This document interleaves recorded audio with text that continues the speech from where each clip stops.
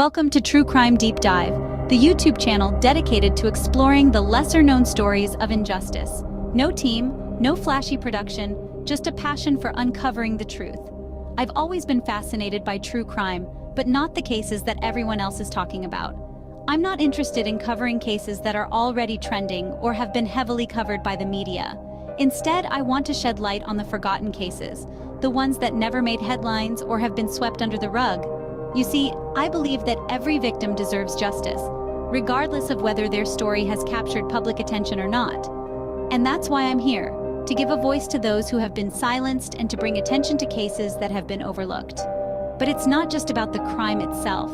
I'm also passionate about standing against injustice. I firmly believe that the criminal justice system is flawed and biased, and it's our duty as citizens to question it and demand change. Through my deep dives into these cases, I hope to bring awareness to issues of injustice and spark important conversations. Another important aspect of my channel is breaking harmful stereotypes and stigma, particularly those surrounding drug addiction. Too often, those struggling with addiction are portrayed as villains or criminals, when in reality, they are victims of a broken system and often have their own stories of trauma and struggles. I want to humanize and bring empathy to those affected by addiction and show that they are more than just their struggles. So if you're ready to go beyond the surface and dive deep into the world of true crime, then you've come to the right place. Join me as we uncover the truth, seek justice, and challenge harmful narratives.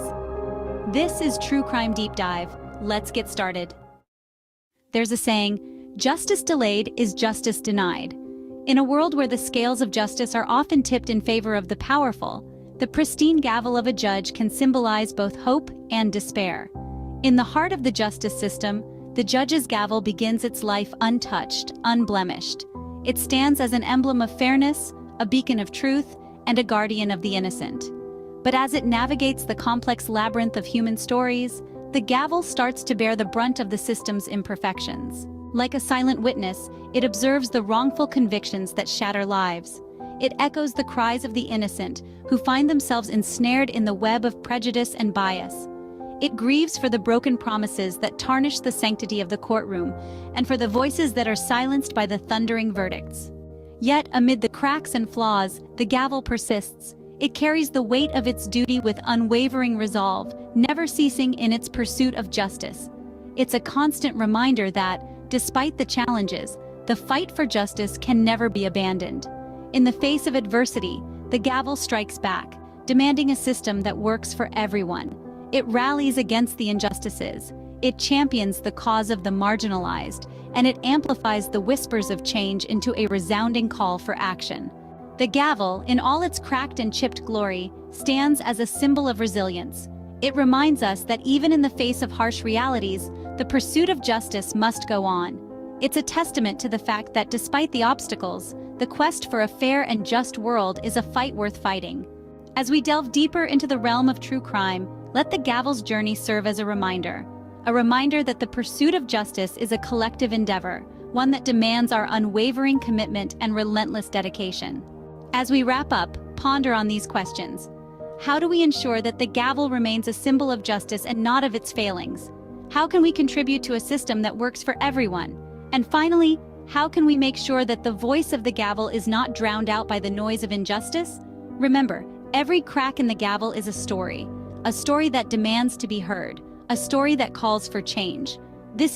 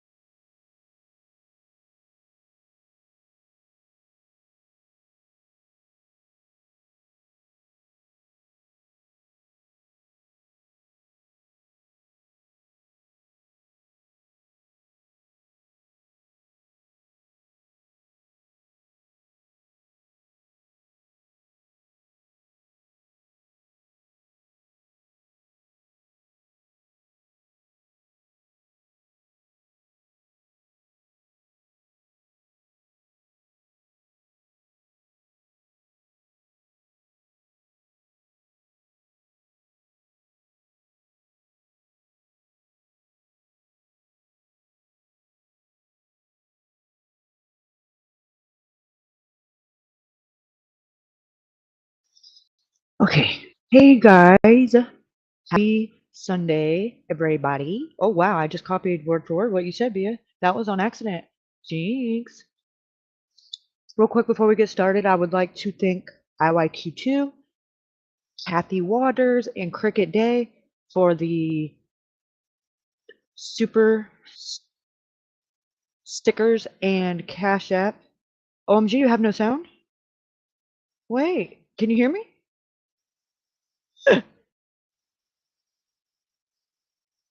You guys can't hear me?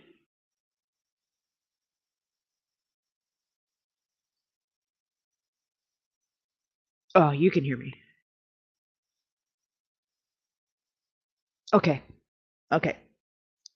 Thank you so much to IYQ2 and Kathy and Cricket Day for the Cash Apps and the super stickers before I even came up. So sweet. Thank you so much. And Cricket Day, I'm very, very sorry because now there's no coming back. Once you are wrapped in and you start sleuthing, it is like, no offense, but it is like it's like crack. You just, it, anyways. Kathy, I'm sorry you're not feeling well. I hope you get to feeling better. And all the rest of you rolling in, how are you doing? Um, hopefully well. I am great. Nothing to complain about. I know, shocker, right? No, there's enough of that going on YouTube. I figured I'd save that for the miserable ones. Like the real miserable ones, not the fake miserable ones like Cousin, because he's got a role to play. Wink wink.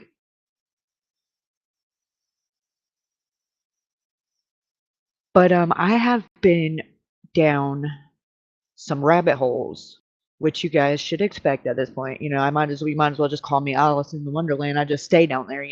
TikTok, TikTok. But I watched yeah, I guess that's where we'll start. 1 second. I watched the latest press conference that the family did with for Riley. Um, and it kind of just sparked a whole nother uh light bulb, I guess, so to say.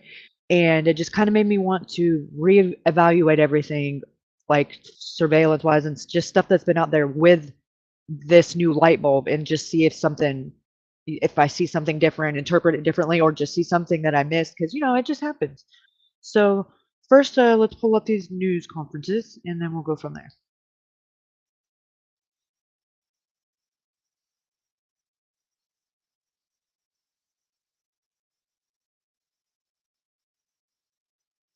Share screen.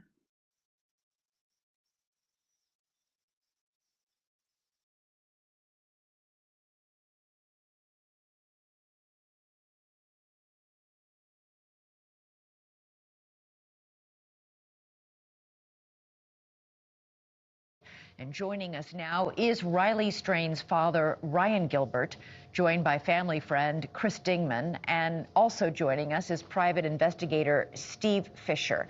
Ryan, I just got to start with you. I can't imagine what you and your family are going through. How are you guys holding up? We're doing the best we can.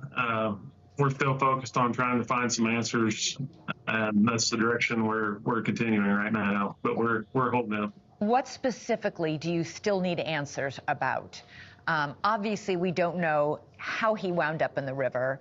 Are you convinced, or do you suspect, or do you worry that foul play was somehow involved, even though Nashville police have ruled it out? Of course, we worry about it. We're waiting for the results to come back in, so hopefully that'll give us some answers. Everything we've got back so far has done nothing but produce more questions for us. So we're going to take what we can get and see if it doesn't answer some things for us. Hopefully it will. I know that you've been told that often when people fall into a river, they can lose parts of their clothes, or their shoes even. But you have maintained that he was wearing a belt that night, and it doesn't make sense because you maintain the belt would have kept his pants on. Is that because he wore it tightly? I would say that being the way he was built, I'm similar build, and if I forget my belt, I go back and get it. I mean, I can't go without a belt, so I'd say he probably had it cinched up and had it on that night. Chris, the last time you were on this show just a few nights ago, when you said you were waiting for these toxicology results, still waiting tonight? Unfortunately, we are. We've been told it can take anywhere from 6 weeks to 12 weeks, and some have had to wait 90 plus days.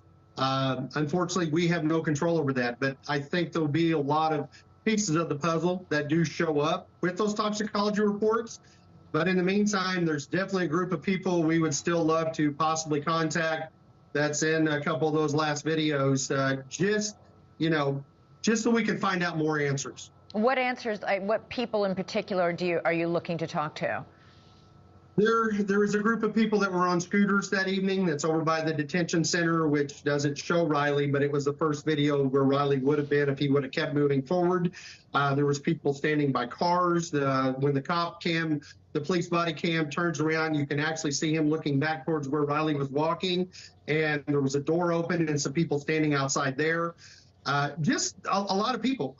Yeah. It was at 10 o'clock at night, so it wasn't like 2 in the morning. And that actually was a very happening spot due to the footage we have been released.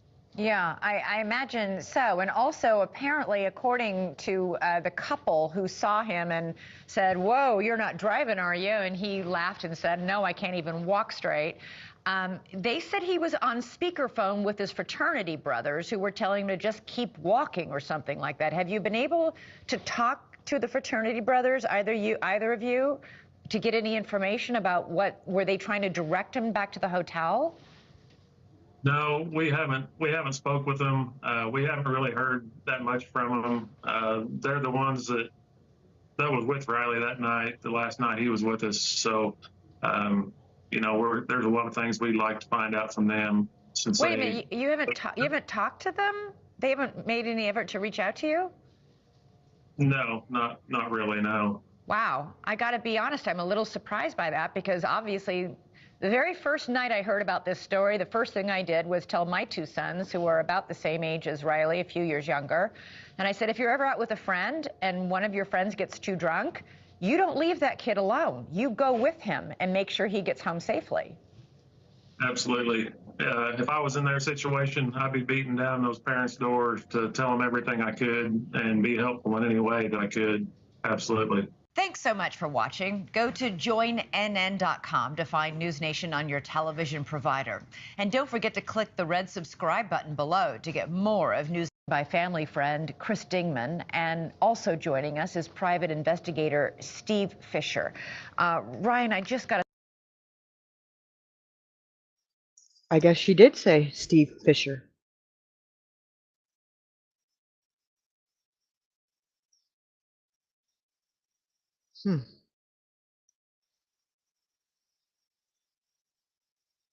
That's interesting.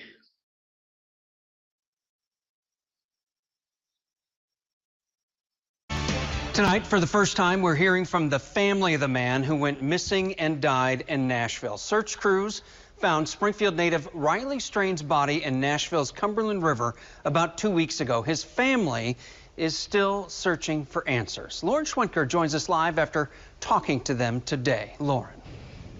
Yeah, Paul, Riley's family tells me that they're not giving up until they have all of the answers. Now, his body was found without his wallet, boots, phone, and other items. Now, they're hoping one of the 2 autopsies being done will help answer their questions. He had the most infectious smile, the best hugs. I loved his family. He loved his family. It's been 2 weeks since the body of Riley Strain was found.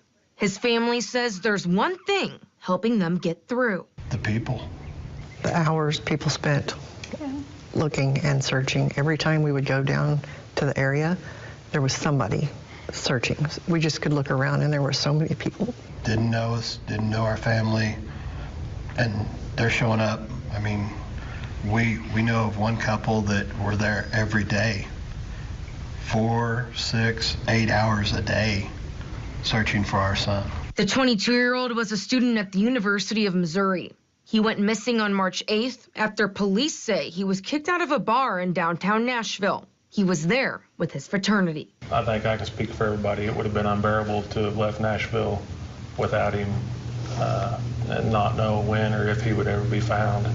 That's just something that no parent would even want to consider dealing with the rest of their life. Riley's story grabbed national headlines, and thousands online are asking questions.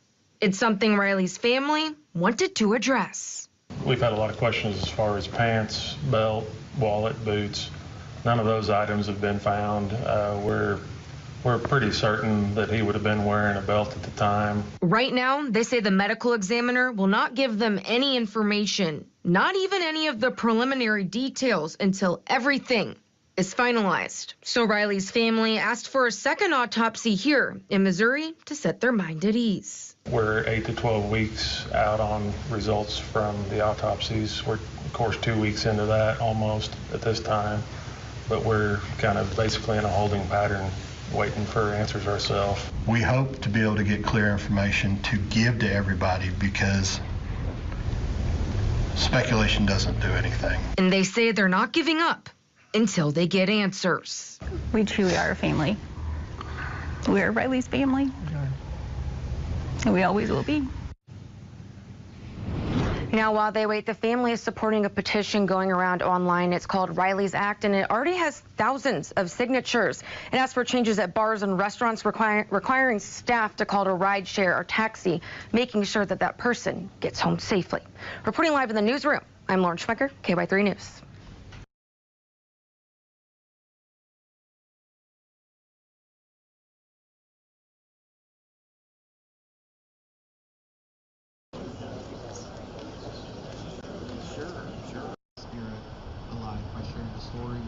Our name is kindness and continue to live the brotherhood we can be.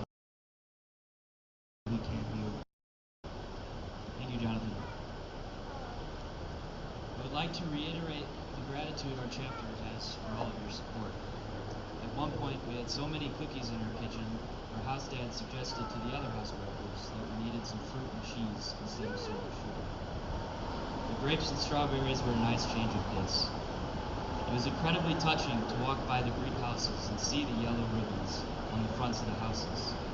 Seeing all the pairings wearing yellow at the sporting events during Greek Week was a great reminder that we were in it together. Walking through our front door and seeing the table filled with so many flowers is a memory that we will cherish. The cards, texts, and messages of support are something we will never forget. To see this community come together so tightly was truly special. Thank you. Throughout the past few weeks, there have been several phrases that have been repeated when describing Riley. These are words from his family, his closest friends, and his fraternity brothers. I'd like to share some of them with you now. Number 1, it was often stated that Riley knew no stranger. He had a smiling face and was a caring friend. Too many times we were divided here on campus. Riley did not share this mindset. Riley would want us to build bridges in our community. He truly knew no stranger. I encourage us to create new and deepen existing relationships we have between our groups and organizations here on campus. We are on the same team with the same goals. Share a smile with the stranger you pass on your way to class. Hold the door open for the person walking in behind you. Lend a number 2 pencil to a classmate who forgot theirs. Do it for Riley. Number 2, Riley cared for his environment. Some of Riley's favorite hobbies were hunting and fishing.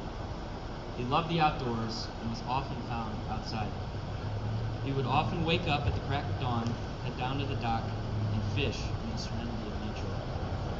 During his years in high school, Riley dedicated 500 hours in service to a wonderful wildlife. He took care of his environment and loved it deeply. He took pride in it. Here on campus, I encourage us to pick up a piece of trash when we see it, and do it for Riley. Number 3, Riley was described as a yes man. When presented with an opportunity to do something, oftentimes basketball, Riley would put aside what he was doing to participate. Riley found it difficult to pass up on an opportunity to do something. He valued the time he had together with his friends. He was eager to spend time together with anyone who wanted. He always said yes and had no problem stepping outside his comfort zone. I encourage us to say yes to an opportunity when we would normally say no, and do it for Riley. Number 4. At Riley's visitation this past Friday, I had the pleasure of meeting Riley's grandmas. As we were making our way through the line, I heard one of them say, "If you see a grandma, you have to hug her. It's a rule." She went on to say that we had to go home and hug our loved ones and tell them that we love them. I give each of you the same task. Let us not take any interaction for granted. Our time here on earth is short, and our time here at college even shorter. It is the small actions, the little things, that matter the most. Let us cherish them. Let us be truly present. Go out. So a couple things that just kind of really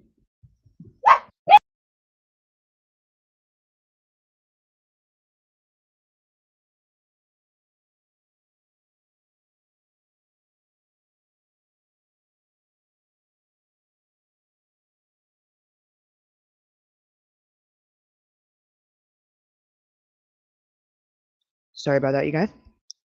So there was a lot of speculation. I don't hold my tongue, you guys know that, I just thought it was very, not so much suspicious, but it was just shitty, overall, to leave, shouldn't have left anybody behind, especially, in my opinion, probably one of the more vulnerable ones as far as personality and, just overall, like, Riley just wasn't a fighter. And, so of him to be all the ones to be separated by himself, it's just kind of messed up. And I haven't ever held my tongue on that. But to hear his dad say that, a month into this and 2 weeks after Riley's been found, that they haven't spoke at all, like, not to the family, especially, like, they came to his funeral or celebration of life, but they came in, like, right before it started. They rode a bus there together. They came in and then they didn't say anything to the family or anything. And then when it was done, they filed back in on the bus and left. Like, everything is being hush hush because of this fraternity. And I think it's total horseshit. Like, you guys, if nothing else, like, according to these, which if the family believes it at this point, I'm inclined to believe it, because they have seen things and heard things that we haven't, obviously. And they believe that this couple said that they heard him talking to his fraternity brothers, getting directions. So I have a really big problem with that if that's true, because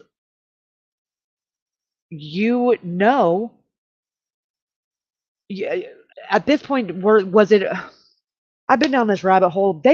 Fraternities do messed up crap to each other for just the fact that, so you could be a brother. Okay, I don't know if Riley being a senior, not a freshman, has anything to do with that. If they're just assholes and fuck with each other all the time, I don't know. But I know this fraternity at this school specifically has a history, and to the point that the last time there was a big stink about someone being hazed, because that's what it is. It's freaking hazing. The kid, it was a couple years ago, the kid is in a wheelchair and he can't walk and talk anymore. So it's not funny. It's really not. It's fucking serious. And it makes me wonder, like, if we've just been looking at this all wrong and it wasn't some fraternity hazing gone wrong, that they're all going to stick together and protect each other. That's just how it works.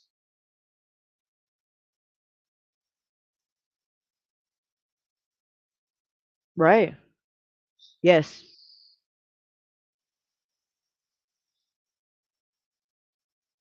Exactly. I don't know why, when the incidents that caused somebody to be uh brain damage, I don't know why that didn't just put in, like, obviously they're not doing any good. The only thing it does is separate and make people, I mean, come on, that's it. Let's think about it on a broader scale, and not just, okay, it creates brotherhood. Okay, well, you could go to Boy Scouts and I promise you there's no hazing there. So that's horse shit. It's just a matter of so you can click up in groups, and that's no different than gang mentality, except these ones wear more professional clothing. What's the difference? You got to be initiated in. You can't, it's a brotherhood. Everybody takes secrets for themselves. I mean, what is the difference? Think about it.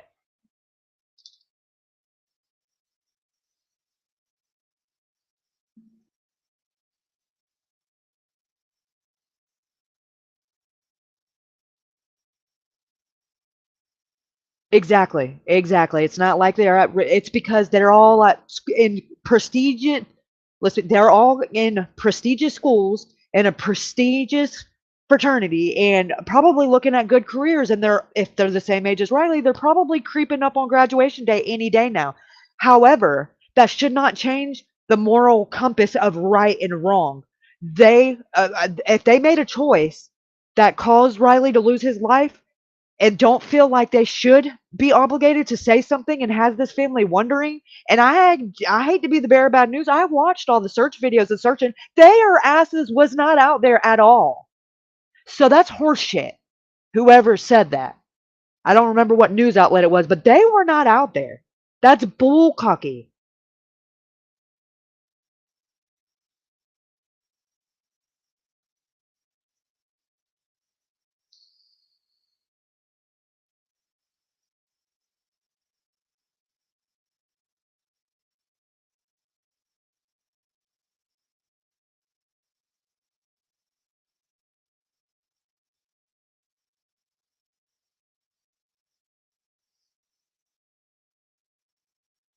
And what's messed up is,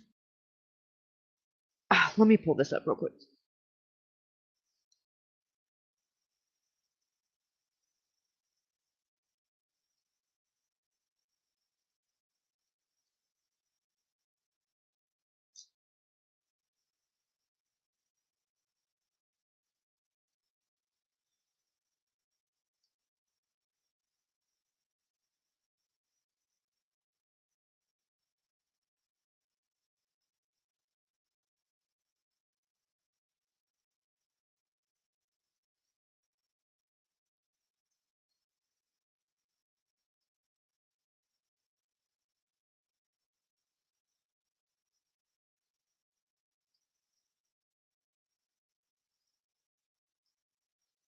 Okay.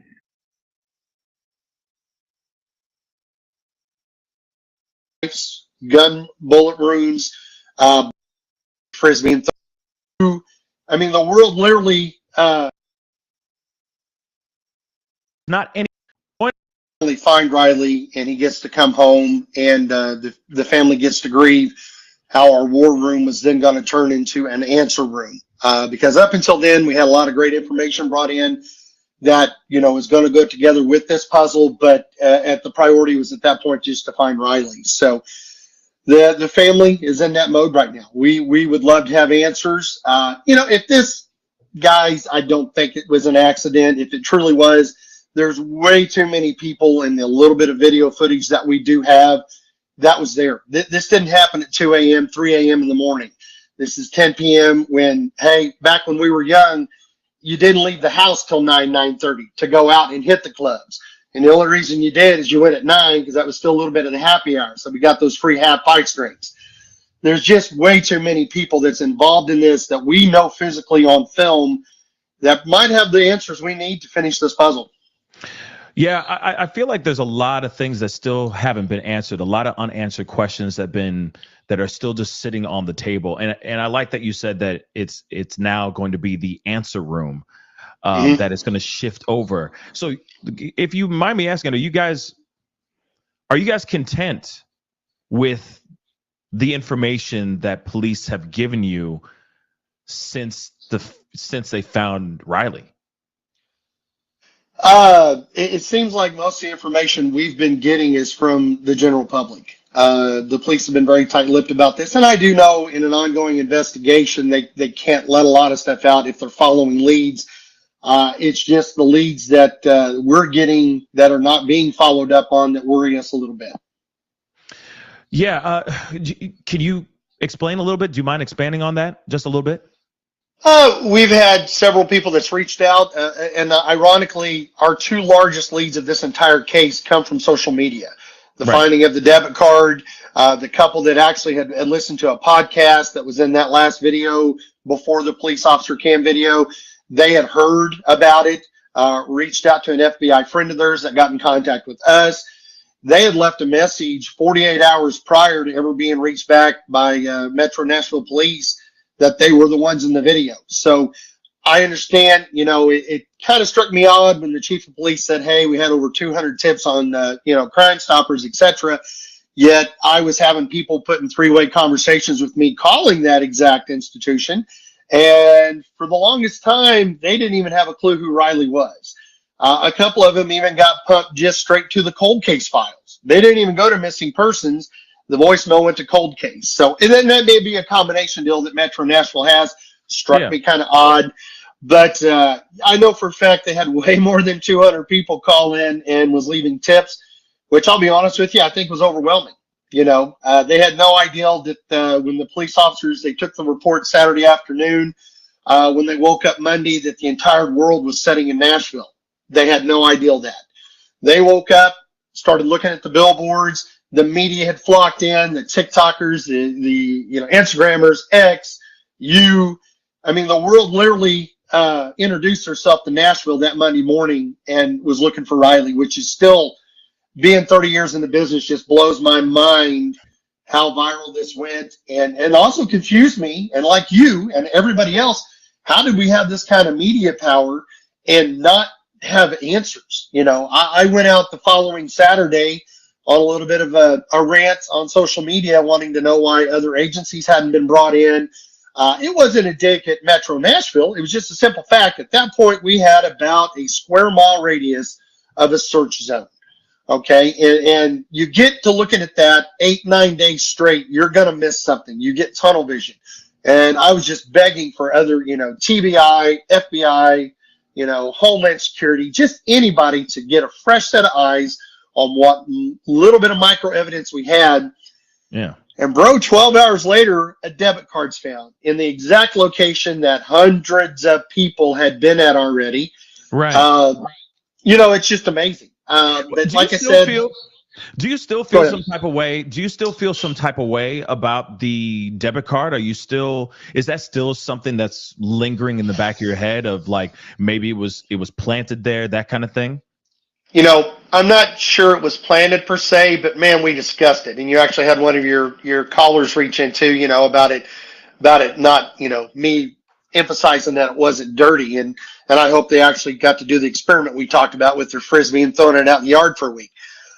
Yeah, I've had multiple retired FBI people reach out to me and 100% be, like, hey, that's just odd. It's very odd. That car had quote unquote laid there for 8 or 9 days, whether it was submerged in water or just water adjacent, literally.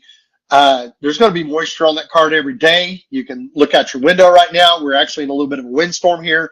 Dust particles, all you got to do is you go and wash your car, and the next day you come out this time of the year and it's covered in pollen. Your black or white car is kind of a cream white now or cream black now because of just the stuff that's in the air. So yes, that did strike me as odd. It rolls back to the fact with the shirt. That shirt was actually a button-up shirt with a pocket on it that Riley borrowed that night. That was not his shirt. And your brother know, like me, if you're not in a habit of putting something in that pocket, that's going to be the last place you're going to put something.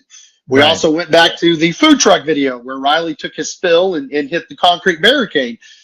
Everybody I have talked to has been like, wow, if his pocket was loose enough for him to be in that position and to flop out, we have to understand that from where the walkway to where the actual sheer edge is almost 15 yards, okay, to give you relativity. So Riley had gotten sick along the walkway prior to where the couple was at, but just walked to the wall. He didn't try to go over a wall, didn't do anything like that. And when you see him with the police cam video, he's coherent, oh, there's a cop. How you doing, sir? He shows you the politeness of the boy, just the way he reacted with the officer. And yeah, we have so many questions. There's so much stuff that we know personally as Riley. One of them's been, the pants being down? Do you think he stopped to take a leak? 100% no. That is a very, very visual area. When you see the actual spot where the card was found, there's actually just little concrete pillars with a retaining deal across the top of it. You can go underneath or above. Of all my boys, Riley's not my son, but of all my boys, I had to find a restroom for Riley. You know, the good old days, hey, there's a tree, you know, don't embarrass yourself. Riley was not that kid. He was a very humble kid. He was not doing the ornery stuff. My boy would have been the one that, you know, I had to tell people to walk away. He was being serious, you know, not serious. But no, I do not believe at all that was any of it. And to back me up on that, not just a family member, if you look at the geography of where this actually happened, it is a sheer drop of anywhere between 15 to 20 feet, depending on the water level, at that exact spot where that card was found. If you move over back towards the police footage, and which is maybe 10 feet or so, it's you know, it goes from being a vertical to a very aggressive drop down into the homeless camps. There's no clear path. If you've been there and you've looked at that, one of the biggest things they said, well, what if he walked down the water? And I go, guys, you don't understand. You literally have to grab trees and bushes just to walk to the camps, and they're a zigzag formation. They couldn't be, because they would literally just blow right out of there. So you've been there, brother. You can back me up on this. The geological area where all this stuff went down, no, I don't think he stopped to take a leak. That was not him at all. He would have been, you know, he's just not Riley. Me, a normal guy, we'd have found a tree, but that was not him. The area where this all happened at, how there was no, in both autopsies, or the one that was done by the family plus the one done by Master, there was no significant blunt force trauma. What that means is there was no knives, gun, bullet wounds, blunt force trauma as in a weapon like that.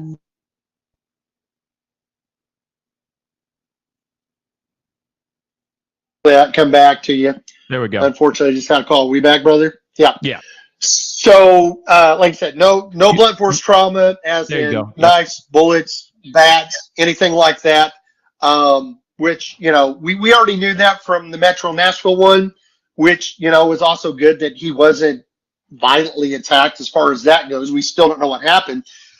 But when you look at the geography of where this happened at, how can somebody fall, even at 22 years old, how can somebody fall or go through the pinball area that I like to call it, because you literally were bouncing off of trees and shrubs to get down to that? How's there no forcible trauma? You know, it just, once again, a piece of evidence that really makes you question what happened. Yeah. One thing that I found interesting, you know, like just in that particular area where he was allegedly, like where it last pinged and whatnot, I found that interesting, you know, just actually being there in the actual space and just seeing that wooded area on the embankment. And it is a wooded area. So part of me is like, this part doesn't make sense. But there's one particular part right under the first bridge, if my memory serves me correctly, where there's like these like these big rocks that are in the ground, just jutting out the ground. And even so, I was doing it live, and I was like, guys, if me sober, wearing flat shoes, you know, I'm wearing these Chucks, and I'm walking over to the thing, trying to have a conversation, trying to live stream, and I'm still stumbling over myself because of how uneven it was. Oh yeah, that area was pretty clean as far as that part. So in my mind, I go, and I'm pretty tall too. I mean, he's much taller than me, but even me at 6'4", the railing was below my hips. So I keep thinking like, okay, maybe if he was really about to have a violent reaction, maybe he was about to purge himself, maybe he's about to vomit, whatever it may be, then maybe he, not knowing, maybe in his drunk mind, didn't have much balance. He's wearing those boots, and you know, those boots have heels in them and all that. So it's not flat. He's not really looking at the ground. He may be more focused on trying to not puke right in the street or on the sidewalk, but maybe off to the side. So maybe he tripped on the rocks and fell over onto the embankment, but just the momentum of his fall threw him into the river. You see what I'm saying? I mean, that's just one thought I had in my head, but still, which we will talk about later, the autopsy still just doesn't make sense to me at all. But we're going to talk about that a little bit later. So that's just one thing that I noticed, at least in that part. But that's the only part. That's the only area that had rocks jutting out the ground. The only spot. So it is very interesting. It's very, very odd how that all went down. And to help you with that just a little bit too, the family actually was in Nashville Saturday evening by about 6:30. Once they got done with the police, they went over in that area. There was no visible signs of anybody throwing up in that area. So that should help you a little bit. I mean, and there was rain previous Friday evening before the boys got there. You see in all the videos, it's all dry. It's bare ground, like what you were saying, but there was no drag marks with boots. There was no evidence of urination, no vomit. None of that was underneath that bridge that evening, Saturday evening. That's so crazy and so odd. It just doesn't make sense. It just doesn't make sense. And the other thing too, of course, we're probably going to circle back to this part too, but let's talk about urination. I know that sounds weird coming out my mouth right now, but let's talk about that, because let's be real. We've all have had a few too many in our lives. And when nature calls, nature really calls. And one thing that's really great about being a guy, sometimes you can go off to the side, hide behind a pole, and do your business. So in my mind, I keep thinking, okay, and of course we're going to be talking about this in a little bit, but in my mind, I keep thinking, could he have been really needing to take a leak? But then in my mind, I go, if he needed to take a leak, why would he unbuckle his belt? That's instantly what I think. When we go take a whiz, fellas, I mean, ladies, I'm so sorry we're having this conversation, but if you've been around boys, you know how we work, okay? We got equipment down there. We're able to pull that out through our fly. We don't have to unbuckle our belt.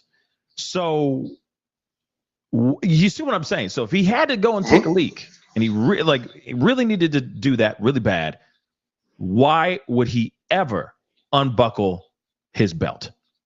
No. It doesn't matter. Well, and what you're talking about right there too, you've seen that area where we were talking about with the marble pillars.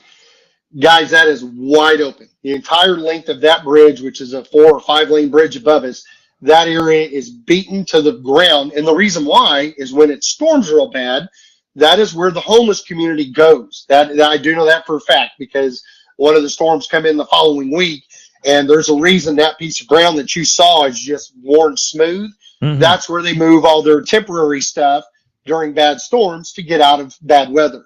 So, and it doesn't get the daylight and everything else to regrow everything. That's not going to be, once again, from an extremely modest kid. We already know that his state of mind, whether he had something slip to him or not, when he went by the officer, he was polite and had manners. It's not a kid that's going to go and stand in the middle of an open area to drop his pants. He's just not that kid. The one thing that's really interested me, and I would love to find and get more answers on this. Yeah. The homeless people that was there, the one that yelled back up to a particular homeless person, asked what was going on. That cuts that 5-minute video in half. We now go from 5 minutes to about 90 to 120 seconds of nothing at that point.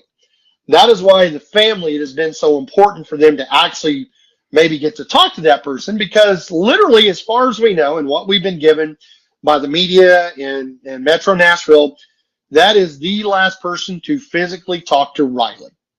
And that was proven by showing the picture to the couple that yelled back up.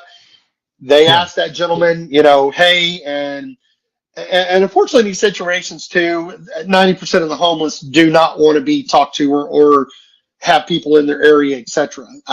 And when this all went down, what privacy they did have got blown out of the water.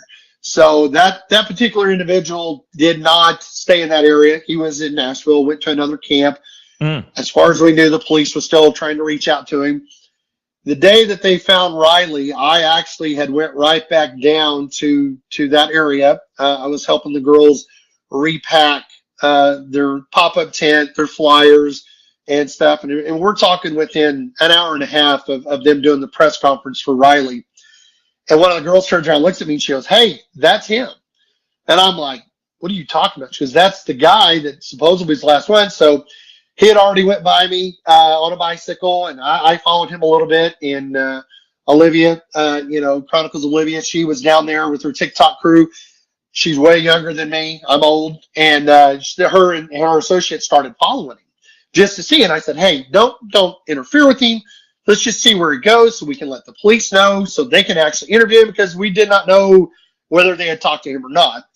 And in the meantime, the girls had called Metro Nashville and to let them know that we had somebody that had found this gentleman.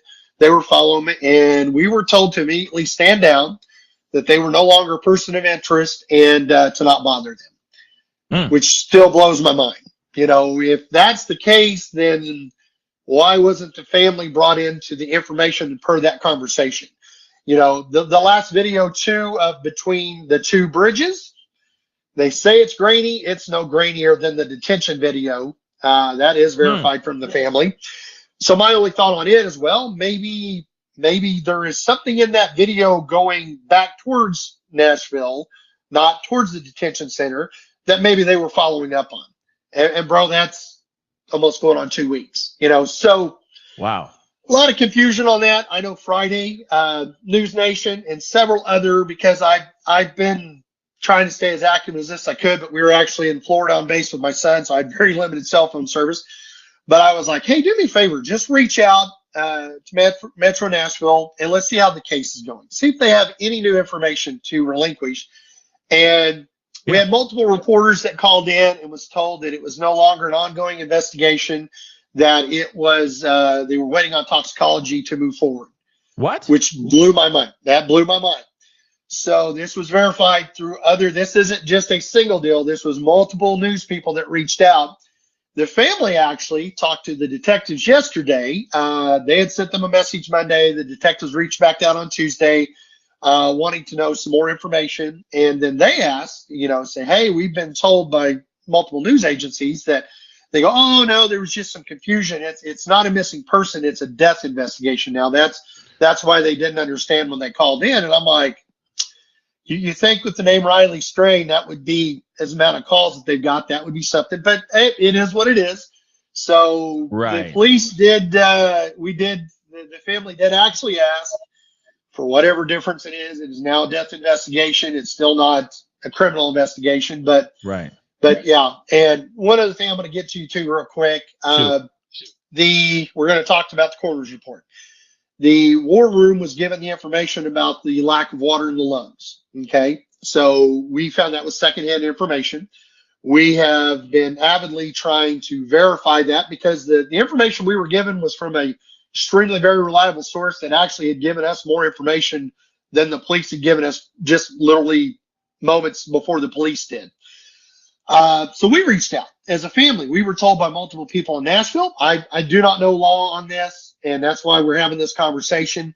But the family should have been eligible for the current report. We know the toxicology is not available. Unfortunately, it could take 90 plus days for toxicology from both autopsies. So we do know that. But we were told, and I don't know if the information was correct, but we were told that the family, immediate family, Ryan, Riley's dad, or Michelle, his mother, could reach out to the actual coroner, Metro, or Nashville, and they would possibly be able to give the information that they do have to date on what actually had happened. So that was my question. Okay, let's verify that there was no water in the lungs. If there was water in the lungs, I want to know what. Was it river? Was it tap water? Was it something else possibly? There's a lot of options. And they were told by the coroner that until the toxicology comes back, no information can be released to the family, immediate family. Once again, that may be, but I was like, well, how come these other people are reaching out saying us that they have been in this situation and gotten it? Yeah.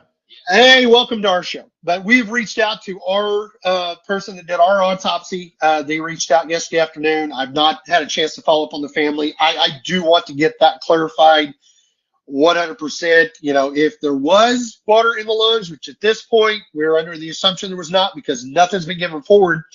But also made the comment, I go, man, you think with what's going on, that's information that's already been done and processed. Right. You think they would, as big as an issue as this has been with everybody trying to investigate this, that's a huge clue, you know?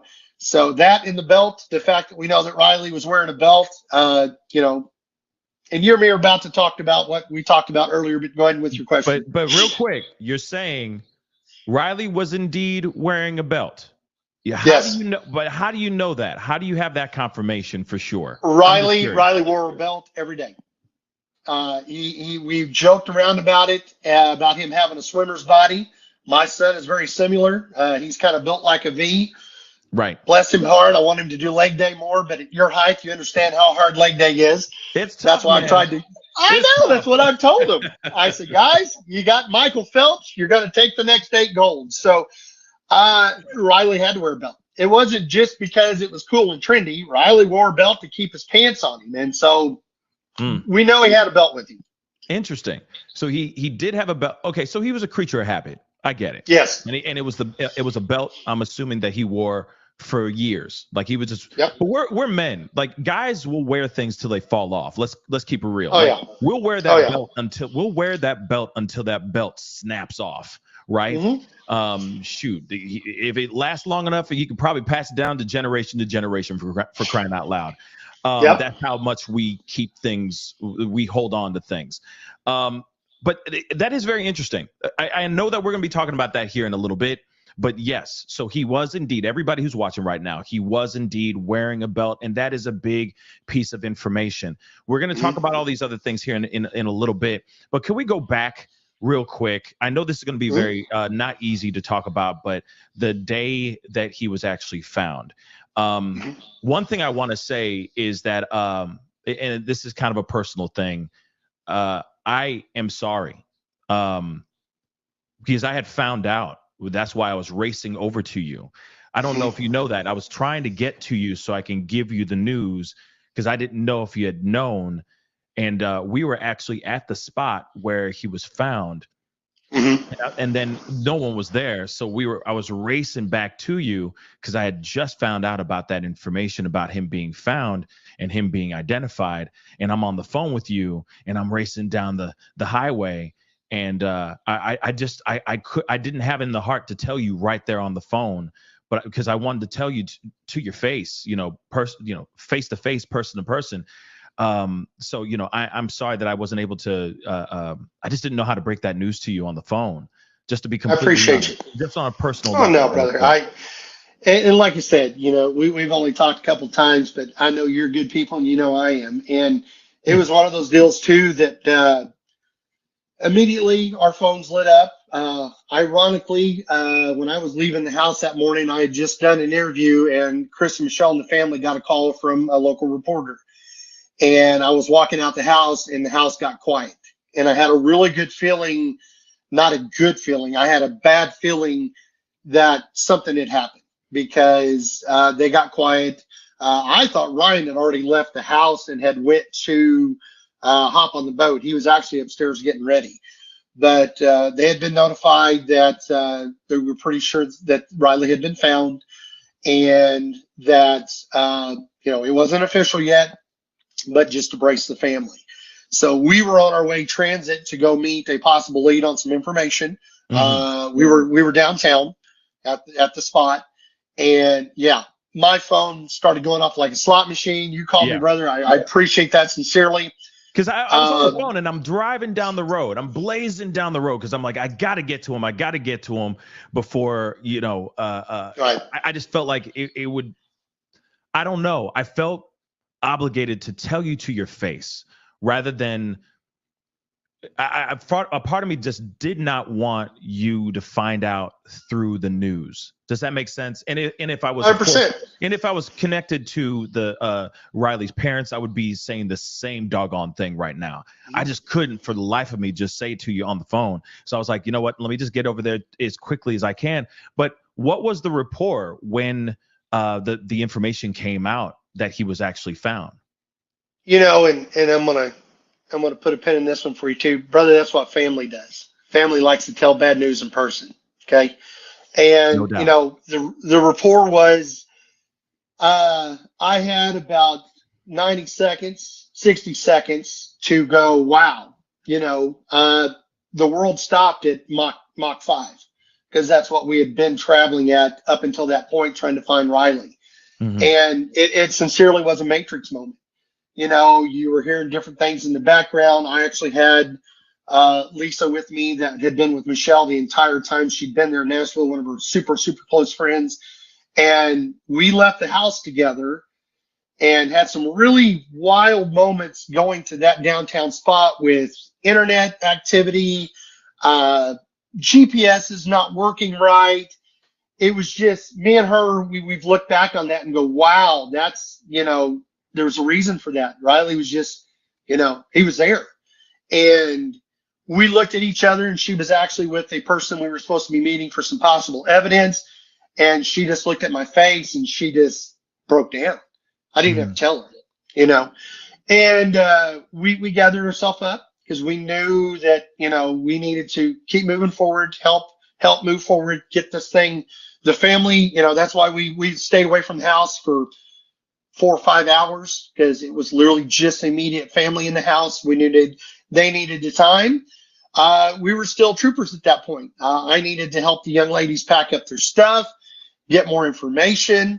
You know, Riley was such a huge conservation person. He loved everything in nature, you know.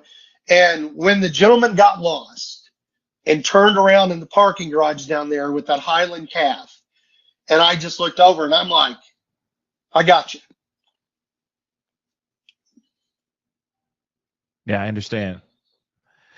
I'm sure Riley is speaking in many, many ways, right? His energy is still just permeating through everybody who's been touched by this case, for sure. You know, and seriously, my condolences and my heart goes out to you guys, for real. It's a devastating situation to find out this way. So in the autopsy, just so we know, does it say anything about how long he actually was in the water? That is, trust me, that's something I want to know. The amount of manpower that was on that river for basically 2 weeks straight, and for him to be found, you know, the very first day they were on the water, that Tuesday following him missing, Friday, they went 15 miles down the river. You know, it's just incredible. Unfortunately, there was 2 other people that had went in the water while we were down there looking for Riley, and they were found. One was found in about 17 hours, and the other one less than 24. Blows our mind. Thank God their family have found them and they know what's going on. But yeah, so those 2 bodies. Those 2 other bodies. Remember, guys, there were 2 bodies that were actually found during the search for Riley. 2 completely different bodies, separate from Riley. Those were found within 24 to 48 hours of them actually being in the water. Am I correct there? And somebody mentioned to me there was even, I think, a third. There was either one right before Riley, and then the one that unfortunately I think jumped off the bridge. And then there was a third person that, by the grace of God, Ryan and the guys were out in the boat that night at about 11 o'clock looking at the river with the sonar and the high-def lights, and a homeless person fell in the river and probably would have passed away also, but they were there looking for Riley, and they got to save a life. So, but what's interesting is that I've seen other footage. People have been tagging me on TikTok like crazy with certain videos of people swimming in the actual river. So, I mean, is the river that is the river that strong? Is the current that strong or no? Because that's one thing I'm still kind of curious about. It can be. Okay. Wherein it's there's different locks, aka dams, along the Cumberland, and it just depends on whether they have the locks open or not for flood control or not. We had a gentleman that come on that actually does the river studies. I'm an uneducated man. I don't know what you actually call it, but he said most generally it was 4.1 feet per second. In flood stage, it would run anywhere between 8 and 9 feet per second. To give you an idea, yes, that river, depending on what was going on in it, they had rain prior to the boys getting there. The river was up, so they were figuring anywhere between the 6 and 8 feet per second, which that's moving pretty good, you know. Man. But it just, once again, a lot of questions. You know, we get a little bit of information and we have more questions than we have answers. Right. Another question though, because I know that the Cajun Navy, EquiSearch, they were all out there. Of course, law enforcement were out there too, doing everything they can to find Riley. But they're the ones who actually didn't find Riley. What's interesting is it was some employees for that specific facility that were able to find him under a barge, right? So my question is... Actually, he was not. I thought he was under a barge. And we all did when they initially found him. If you go back and listen to the 911 call, there was debris that was in that area prior to where the barge was. Mm-hmm. And the gentleman had to go lift a log off of Riley's head. Yes. He did say that on the 911 call. He did. He's like, so we originally thought he was underneath the barge.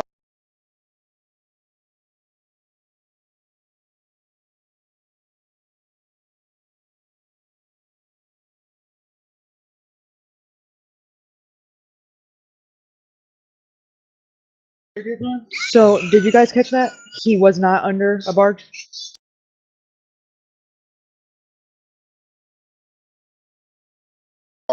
Gotcha. Apparently it was, and the gentleman had to go. If you go back and listen to the 911 call, there was debris that was in that area prior to where the barge was. Mm-hmm. And the gentleman had to go lift a log off of Riley's head. Yes. He did say that on the 911 call. He did. He's like, so we originally thought he was underneath the barge. Gotcha. Apparently it was a debris filled that, where the barge is set up, it was a debris filled right, before where the barges are that he found him, which they had, they come in a couple days before they ship out to clean those areas to make sure the barges have free, entrance and stuff like that. But yeah, no, once again, though, the guys, they had been there a lot, they had been around all the barges, all the holding areas. That's exactly what I was going to ask. So you're telling me that EquiSearch, Cajun Navy, police, every other acronym you can think of under the sun that was out there searching, all hands on deck trying to find Riley Strain, they passed by that area probably multiple times and found nothing. So question, do they have a time of demise? Is there a time of death that was confirmed for Riley? No. At this point, and that's what we were also hoping to see in the autopsy to show, one, how long Riley may have been in the water, and an actual time of death, Gotcha. And the wild part is Ryan, Riley's dad, was actually on one of the boats, and in that area, Thursday night, it was either Wednesday night or Thursday night, super late, they were dropping pins in areas that they were wanting to have the dogs come and search on the land portion of it because they couldn't get to it on that. And I'm pretty sure it was that Thursday night before Riley was officially found Friday morning. That was one of the areas that they had possibly pinned for the animals to come in that area. Now, they had been in that area numerous times before. So I will say this to kind of back that up a little bit. Sure. The Corps, and I'm not going to butcher the county's name that the first lock is just past Nashville, but the sheriff's department there actually reached out to the Corps of Engineers, and they shut that lock down and drained it. And in doing so, they were able to look in the bottom of the lock at the debris. Apparently, a lot of times in these cases, When a body does go through, they'll get held up in those locks and debris. But in doing so, that actually back flushed the Cumberland River.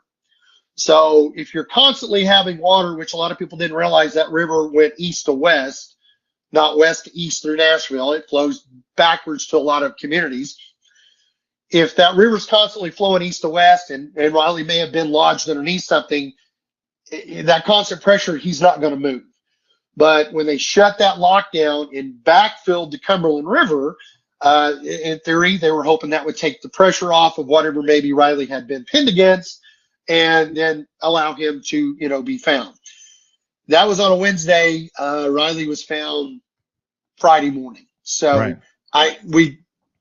That is a possibility. I'm just trying to give everybody the information we know. You think, though, and just talking with everybody that does this, it's usually in 24 hours. Since that something happens with the back pressure, since there wasn't a mass flow of water coming back after they opened it, that he would have been to the top. But unfortunately, we've had a lot of people too. There's a lot of different theories from the coroners, from how long a body will stay in the water versus having water in the lungs and not, and etc. Right. It just creates more questions. No kidding. It does create a lot more questions. And, and I feel like this is the part of the conversation that is going to get a little uncomfortable, because there's going to be some hard questions I'm going to be asking. So I'm just,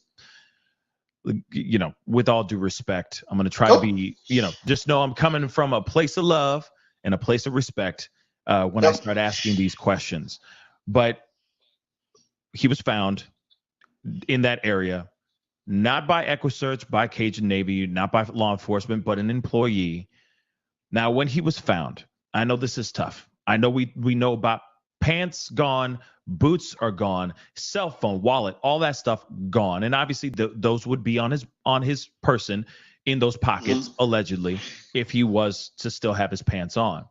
Now, I hate to ask you this question, but did he have underwear on? Yes, he did. So he did have underwear on. He did have, when originally it come out, something was told that he was completely naked from the waist down. Riley had his socks and underwear on. Wow. Whoa. Okay. So sorry for the big reaction, but to me, that's weird. Okay. Because, as we're all logical, intelligent people out here, yes, it's very easy for us to quickly think foul play instantly. But then, of course, you put in a little bit of logic. Maybe nature had something to do with this. Maybe his pants got snagged onto a twig or debris or something like that. Maybe the current from the water, from the river, ripped his pants off and his boots off. Okay. But now that we're hearing about the belt being, on his body, he wears it religiously every single day. And of course, boots, they're not easy to take off. They're IYQ2, it is, I think it's total horseshit. They should be at their, not only did they not participate in the search, did they not make sure that Riley got back to the hotel room safe? And now they're not even talking to the family, when ultimately they were the last ones to interact with Riley. If what the family believes, which they've mentioned it in every press conference since they have been aware of it, so it makes me lean towards they believe it, that the homeless, or not the homeless, but the couple said that he was on the phone with his fraternity brothers and they were giving him directions. That is more than just being douchebag kids. That's like, were you misguiding him on purpose? Like, was this some weird ass fraternity hazing shit and Riley was the wink link, or what the I don't like it. Not at all. Exactly. Some call it fraternity initiations. I call it hazing. That's what it is. And the fraternity, I've looked into this specific one, and or with not necessarily the fraternity, I'm sorry, the college, it has a history of extreme hazing. I mean, extreme to the point a few years back, the kid, one of them died and the other one is in a wheelchair. Separate events, But this, I don't even know why they still have those things. What good are they doing? What is the difference between a fraternity and a gang? I'll wait. Because the one wears bandanas and the other one wears frick beta patches. So what's the difference? You got to be initiated in. They they're sworn to secrecy. They protect one another. What is really the difference? I'll wait.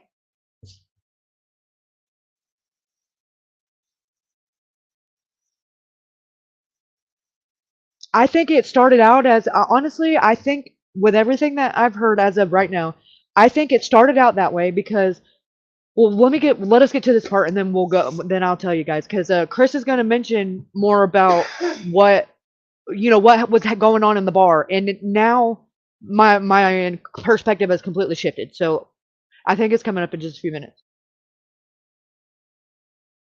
Really not easy to take off. I mean, I don't own cowboy boots, but I can only imagine them being not easy to take off, right? They're kind of glued to your body. But now that I'm hearing the fact that he did have underwear on and those didn't rip off, so those stayed snug on his body, but his pants, his belt, his shoes all ripped off. That doesn't make any sense, y'all. That doesn't make any sense, Chris. No. So can we talk about this a little bit? So he was found with the shirt still on him, right? But and of course, even so, if the current was that strong, wouldn't that rip his shirt off as well? Wouldn't he be found completely stark naked in the water if the current was that strong? So, do you mind? What are your thoughts on this? Because I don't know. I agree 100%. There, like I said, every little piece of this puzzle we've gotten is giving us 100 more questions. Boots, whether you've worn them or not, boots when they get wet. Prime example: when your tennis shoes are wet, you know how much harder they are just to get off. Now, take a size 15 boot. I call them pontoons because if you've ever been on a boat in a pontoon, that's what they look like. They're about that size. And Riley had pontoons for feet, bless his heart. And guys, leather when it's wet is extremely tough, let alone anything else trying to pull off of something. My thoughts exactly. If the water current was so strong and it sucked those pontoons off his feet, how'd the socks not go? How the underwear? The underwear is going to be the loosest thing on that kid's body, just for obvious reasons. It's got elastic on it, but hey, if the water's doing that type of stuff, boy, it's going to rip that plastic right, the elastic right apart. Absolutely. Just wow. How there is, and the frustration with the family, wishing this was a more active investigation as far as the criminal side of it. Guys, everywhere we go, we have 100 questions, but no answers to prove it. That's why we're doing these shows and we're reaching out to incredible media people and trying to find that 5, 10, or 12 people that literally last saw Riley in that area in that bridge. If it was truly an accident and they saw him taking a leak and he fell, then somebody knows.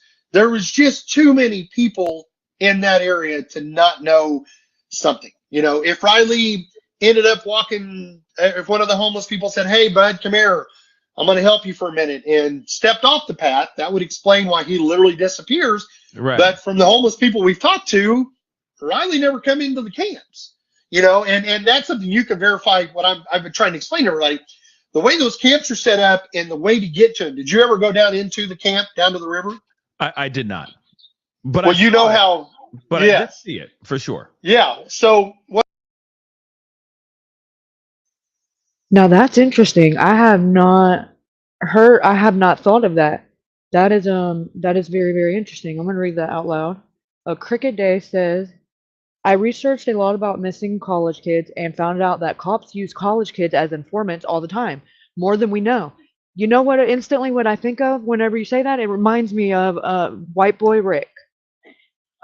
Are you guys, I'm not sure if you guys are familiar, but that is a prime example of that right there and how messed up our system is as a whole. And that is it's not only not ethical, but it's illegal. You're not allowed to use minors. in this case, because White Boy Rick, he was a minor when they started using him as an informant, and it went on for years, and then they put him in prison.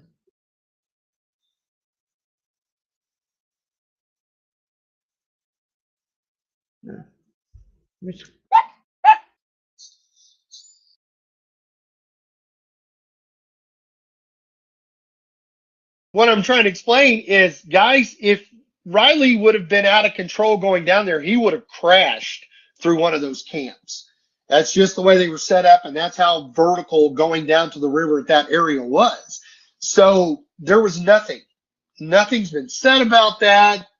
There's so many answers, that we need right now, and we're not, unfortunately, not getting anything. Yeah, this is a wild one. But then what inspired you guys? Because they did an autopsy.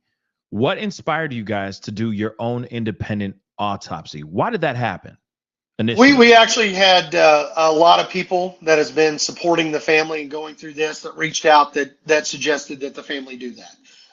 Actually, the local funeral home here offered up a service for somebody to do that also for when they come in. I do know that there was, I can't get graphic in it, but there was a lot of different things that a traditional autopsy might have done. I don't know whether Nashville did or not, but we did.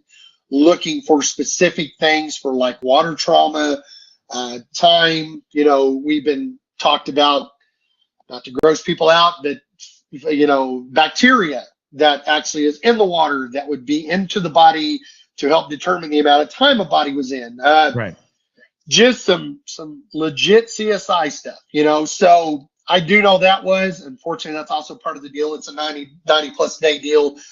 But we've had a lot of incredible people that has been following this from day one, documenting every story, every piece of evidence that's found, and I love that. If this does turn into what possibly could be a criminal case, whether it is or not, we've got an incredible amount of documentation and people that's followed this to make sure that information is given. Yeah, I know that the whole world, as soon as they found out about the pants, the boots, the no water in the lungs, I know that a lot of people were I was shocked. I'm be honest, I'll take it on a selfish tip for a second. I was absolutely shocked because in my mind, it doesn't seem to make sense once you hear everything else, once you hear all the added pieces. Now that I'm hearing that his underwear was still on him, and his socks were still on him. So the gust of the strength of the current is that strong, so strong that it can rip off his pants and boots without any problems, or over time, but leave his underwear and his socks on. It's like this doesn't make sense to me. But then when you hear about the autopsy and that there's no water in the lungs, and I know and I understand that it's still a possibility of his windpipe closing up, and that does actually happen in other cases, that there's dry drowning that actually can happen. It's still very rare. It's not a large amount of, it's not 50-50, it's not 75-25, it's more 20%, 15 to 20%. So I look at that and I go, this just doesn't make fully any sense. So I don't know. And so I commend you guys for doing your second autopsy and getting an independent autopsy and toxicology report back. Are you guys trusting law enforcement? I mean, given the fact that everything that is transpired leading up to finding Riley, I can understand there being a little hesitation in fully believing or being content with law enforcement's performance out there as far as the results and whatnot.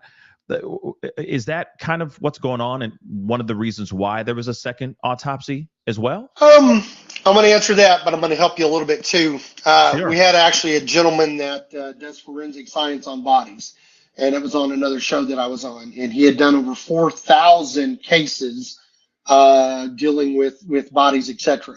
And he was point blank asked how many of those had been dry asphyxiation. He said 12.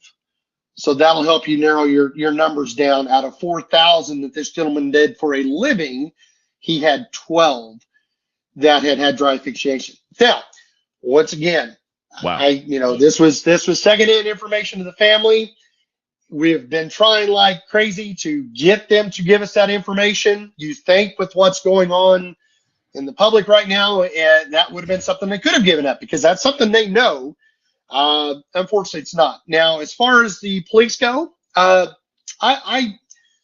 would like to say I've been a supporter of our local police department because I have a lot of friends that ran it, and they're legit good cops. I think Metro Nashville was completely overwhelmed, kind of like what we talked about earlier. They went in. It was a fraternity boy weekend. Guys, we've all had friends. You and me have talked about it. Went out, had one of those hangover movie weekends. Epic. Glad that my age they didn't have video recorders back then. Type stuff, but right. Statute of limitations, we're okay now.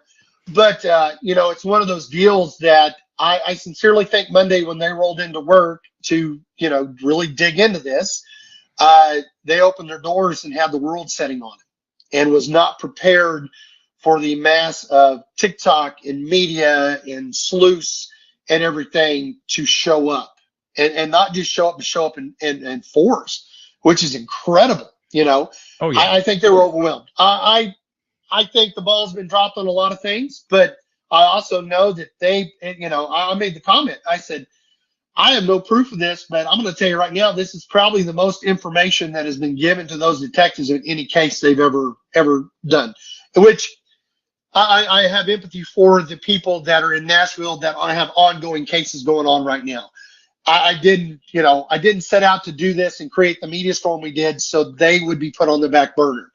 I just wanted this to try to help find, one of our kids. It's not mine, but one of those situations, and the incredible amount of force that showed up was just overwhelming for the police department. Man, there's so many questions, and I feel like a lot of it has to do with the fact that the family did speak out. And I think there's a reason why that everybody's kind of giving the law enforcement, at least no disrespect, no dig at law enforcement. I mean, of course, we appreciate their service and all that. Yep. But I do also feel that when they did come online and say, hey, we're trying to get them to give us any piece of information, I think that gave everybody a reason to give them a soft side eye. Right. Mm-hmm. And then given the fact that you guys are still doing, there's another autopsy going on. Now that this investigation is closed and they're not looking at it as a possible foul play is still beyond me. I find it very odd, especially with the information that we got here. Real quick, just so I know a little bit more. I understand that he's 6'6", 6'7", 160 pounds. This guy's super skinny, right? Yep. He's wearing these boots, as you called pontoons, right? He's wearing these size 15s, and I can relate. I wear pontoons as well, but not boots. But the boots that he was wearing, have you ever seen him in those boots before? Personally? Oh yeah, that was his favorite boots. Were they tightly on him, or were they kind of loose? I'm just curious about No, that. they actually, when he had his socks on, they were snug. Snug. Okay. Yeah. And I mean, these are not cheap boots, so I can see him wearing them a lot and wearing them till they fell off his feet. Pretty much. I mean, that's how us fellas do it, right? Yep. But all right.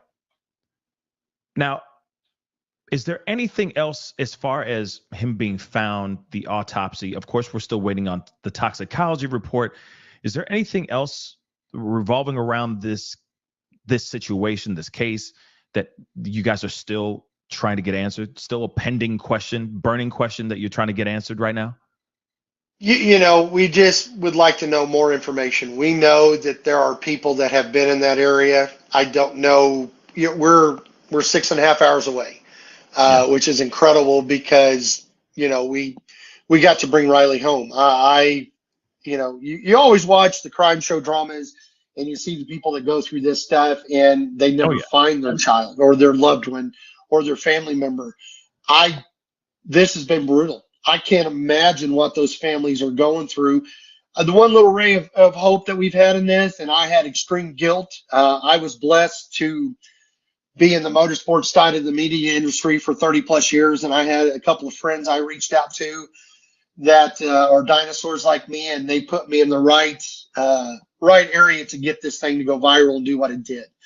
But I had a little guilt over that because there's so many people that are missing, that can't find loved ones. They would literally come up to us on the street and say, "Hey, I lost my brother 4 years ago, and my husband never came home, and brother, that's brutal." But it also, they would tell me, "Hey, thanks for the media that you guys have generated," and I'm talking about you and everybody else. I'm just a face that was made for radio that has a voice to gab, and they're now getting new leads. There's people that's invested in, that happen to be looking for Riley clues that ran into their case. Wow, they're actually in our home state. Yeah. Let's dig into that. And it's incredible that other people, due to this horrible thing that happened to Riley, there may be answers for other people that didn't get answers. I don't want to seem greedy, but I still want answers, but haven't even been to where we're at right now. So, Yeah. Brother, doing what you do, and everybody else that's followed this and helped, and just know that it's not Riley and our family. You guys are literally helping other families too. You've given them hope. You've regenerated cases, and dude, that's incredible. Well, of course, it's an honor to be a part of just being able to help get his voice out there, get his name out there, and of course, trying to find him. I feel like a lot of people, the whole world was grabbed by this whole story. I mean, there are people who are watching the show right now, watching from Spain, South Africa. I mean, from everywhere. Everybody was grabbed by this story. But I'm actually worried. I'm actually curious about people who actually were or may not have been grabbed by this story. So I'm going to ask you something really quick. Sure. He was on a fraternity convention. Okay, he was on a trip with his fraternity. He left. Mm-hmm. He called his fraternity boys back, letting them know that he was seemingly, unbeknownst to him, he was walking in the wrong direction. But he was walking home. He was walking back to the hotel, right? Mm-hmm. Have you heard anything from his fraternity brothers personally? Have they reached out? Has the fraternity reached out to the family at all? Or have they just been quiet because of, I don't know, some weird secret society BS? Okay, guys, this is really important. One of the most important parts of this whole interview. I wouldn't say the most, but definitely top 3. So make sure you got your listening ears on. You and me have discussed that. The fraternity actually did reach out to me before I left to go see my son, and wanted to know if they were okay to come to the funeral. So I reached out to the family. The family agreed that yes, it would be fine for them to come, and they actually bussed the boys down Friday as a group. They attended the service and then got back on the bus and went back home. So the brothers did actually show up for the funeral. Okay. I know the family got to talk just a little bit with them, as far as everything else goes, no, and I understand that they're, go ahead. Why do you understand that? Why do you understand that? I understand. And I'm going to come at this and it's an odd deal, but I'm a dad. And you and me have talked about us growing up and doing really stupid stuff growing up, and blessed that we have our lives that we have right now. No doubt. I think some really bad decisions were made that night, 100%. It still bothers me that nobody walked out with Riley, but that's also on the lines of your friends that you are hanging with. My friends, we were brothers, literally. And, the wild part, if one of us would have been asked to go out that bar, we went as a crew. There wouldn't have been, hey, I'm going to go back up and pay that tab. We'd have been laughing. We just got free drinks because we're all leaving as a pair. And I am an old dinosaur. That's just the way I was raised. You did do nothing without each other. The sad part today with the internet and disposable relationships that our kids have been trained to have, they don't have the bond. I'm sure the boys are grieving. They know they've made some bad decisions, But bro, they weren't raised with the bonds that we were raised with. I have best friends that I've had for 40 plus years that are not blood and are my family. I.e. with Michelle and Jeff and Riley. They're always going to be family. But we were raised in an era to where that meant something. Grew up with a handshake was a handshake. You weren't always constantly trying to outdo each other. And the next coolest thing that come across the board, I call the 90-second attention span. Wow, they're just off, and it makes me sad. I do think there's a few boys in that fraternity that this probably has affected. I also know that in today's society, a couple of years from now, unless they're back at that frat house looking at his memorial, which I'm assuming they're going to have, and if not, it's a very good ideal for that fraternity. They're not going to remember this, but that's my personal opinion. That's just the way I was raised. They have short-term memory, and I do think they showed up at the funeral. They were probably moved by what was happening. Is it peer pressure that moved them, or the fact they truly lost a brother and know they jacked up? I don't know. I'm not a 22-year-old boy in a fraternity, but as a family member, not immediately. I was, blessed I was with my son and not at the funeral, because I probably would have asked some questions that wasn't the time or place to do it. Right. But they were at the service. I mean, okay, I guess that's a step in the right direction. I mean, for me, it's like, obviously obviously I'm a little emotionally attached to this case and into this family and all that. So I feel like that's personally a little lackluster, but that's just my own personal opinion. Now, but I also do understand that they have allegedly lawyered up. Is that true? We've had multiple news agencies that's reached out and tried to talk to the fraternity and was told to talk to their counsel. That may be standard, let alone the situation that's going on. But I will say this: the boys, I don't think Chris and Michelle have been in contact with the boys since Riley was found, in essence. But when they were asked questions, they always gave short answers back to the family. But there was no conversations like what we have going on right now. Right. That's interesting. So same question, but over to Luke's 32 Bridge. I got to ask, has any employees reached out to the family? Have they given their own accounts personally to you guys? Has there been more of a rapport? Okay, guys, this, in my opinion, what they're about to discuss is the most important part of this video and the sole purpose of why I wanted you guys to listen to what is said about inside the bar. So, very important. Back and forth from the actual facility itself. As far as the facility goes, other than the one employee that you had on your show, or the lady that kind of vanished, just conversations that we've had with other people that was in the venue. It truly was a mistaken situation as far as we've been aware of, and what little bit of video they saw inside the bar. There was no confrontation with any people there, male or female. He was not talking to females. There was no guys that he got into his face. It was just him and a couple of his frat brothers that were there, being dudes, being goofy.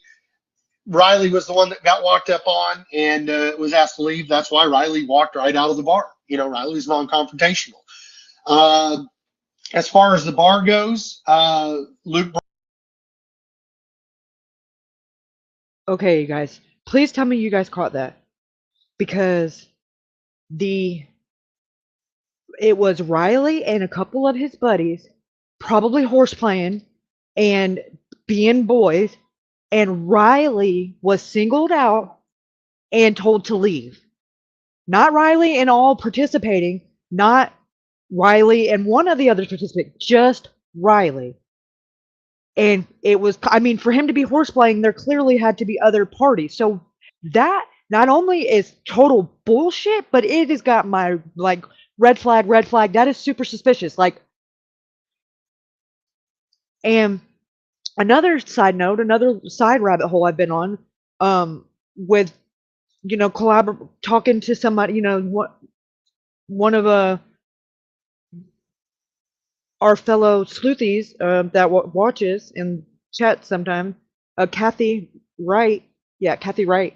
I've had her, doing some local research and stuff into the reviews for the bars over there because she's in a state where this TC company group or whatever owns like I think 2, maybe 3 bars over there, Tequila Cowboy and I think another one maybe that's not open yet. Anyways, so I had her looking at the reviews and she sent me a bunch of screenshots of ones that were, because particularly she was like, is there anything specific you want me to look for? And I was like, yeah, anything that says like pickpocketing or anything about like bouncers, throwing people out and separating them from their friends. And girl, boy, y'all, when I tell you, it's happening there too. Aggressive behind bouncers, just throwing people out for no reason, no justification because of their policy and separating people from their friends. And Lord can only know what happens when they go out. I mean, they who knows if they get mugged or they're pickpocketed. I just cannot help but think that they are all connected with this crime ring. I'm just going to call it what it is. They pick a mark. They want to pick them based off of how they're dressed, their opinion of how intoxicated they are. Then they'll go ahead and let the bouncer know so the bouncer can separate them from their friends, make sure the bartender gets them good. And if they're not drunk enough, we'll add something to it to go ahead and fix that. Like just think about this on a grand scheme of things and humor me for a second. And then if they get thrown out and they're by themselves and they won't let them go talk to a friend and supposedly won't let friends come to them. Okay, that means okay, now let's go ahead and call across the street. I wonder what that means. Like that was probably because they were keeping an eye on him because he was already marked. So they had to keep him moving down the road because he wasn't going to go in there and try to get him by himself all over again in there. And then by then he could use his phone and all that. They had to seize the opportunity where it presented itself and make sure Riley got moving in the wrong direction. I don't know how or with how and if they had anything to do with him going the wrong way, if it was the fraternity brothers guiding him wrong, if he typed in tempo and got the wrong tempo in his GPS. There's so many different possibilities. That is kind of where we have to start to be able to make this make sense, because the level of foul play and the level of sinister that is involved depends on how innocent it was that Riley ended up where he ended up. So let's keep going. Or I'm gonna back it up a little bit and let it play.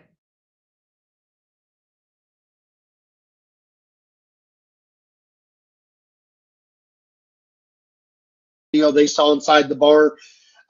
There was no confrontation with any people there, male or female. He was not talking to females.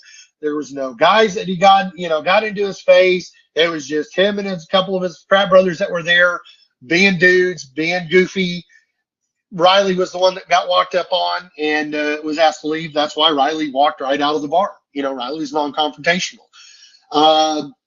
As far as the bar goes, Luke Bryant's manager, aka him, also reached out to the family. They reached out to me, was wanting to pass on their information in case the family would like to talk to him directly. This was, if I remember right, the Thursday night before we found Riley.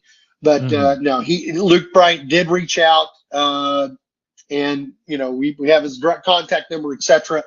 I don't think the family has reached back out because everything just snowballed within less than 24 hours from there, and then getting Riley service handled. But no, Luke Bryant did reach out personally to talk to the family, and it just feels a little okay. For me, it just feels a little bit, with all due respect, a bit lackluster, right? And of course, I'm not expecting them to do some huge display. And I'm talking about the fraternity, or what I'm referring to is the fraternity and the bar itself. I'm not expecting them to do some huge, display of emotion or anything of that sort. But the fact that we haven't really heard much from both parties just seems a bit. I feel like I feel that the family deserves more, but that's. This is not my child. And of course, if the family is satisfied with hearing from them, from those two different parties, then, you know, of course, that's up to them as well. But it's so odd to me. Go ahead, Chris. What are you going to say? Well, I was going to say one thing that, you know, and I'm speaking for myself, and this is a business owner. I think the lack of fireworks you're seeing right now is possible litigation going forward. I think we're in that cordial dance. I don't think the family has any means or ideals to do anything like that. But as a business owner, on the other side of this, i.e. the frat house, i.e. Luke Bryan's, whether something was happened or not, the toxicology will take this to the level I think you're wanting to see. Enough said. I get that fully. Real quick, before I let you go, I do have a couple things that some people wanted to say really quick. Tiffany, thank you so much. A live TikToker interviewed a homeless guy, quote unquote, Joe, plays the guitar. He said he was on the bridge and he was the one that said he was fine. So I don't know where that's from. Maybe you do. Maybe that was something that was sent to you. Do you have anything you want to say on that? We had actually, and they actually called him JoJo. You know, this is the first time I've actually said his name because now it's out there, but the gentleman's name was JoJo. There has been numerous people that have been down there, talked to him, said he was fine. My only deal is I was wanting to possibly talk to JoJo because JoJo was the last person. Okay, you guys pay attention. This is another really important part. Because do you remember he spoke about it earlier, but he didn't mention the name? Well, this is who he was talking about when he said that when Riley's body was found, that he just happened to be out there, you know, getting ready to go search and was talking to, I believe, what's it called? Something Chronicles of Olivia, and the guy goes, you know, and this is supposedly, if allegedly, the last person to see Riley, was and communicate with him or have any kind of sighting of him past the body cam footage, that they said was like got Chris's attention and said, "Hey, that's the guy," and Chris was like, they followed him for a little bit and then they called it into Metro PD, and they got it put on hold or whatever. And when they got through to the detective told them to stand down, that he was no longer a person of interest, and they were moving on to other leads. That's what they were told on the phone. So keep that in perspective as he's about to tell you what he's about to tell you right now.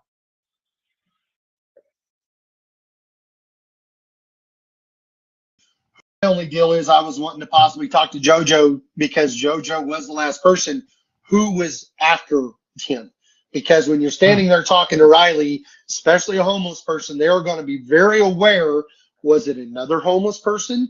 Was it a person on a scooter? Was it somebody that had that car door open?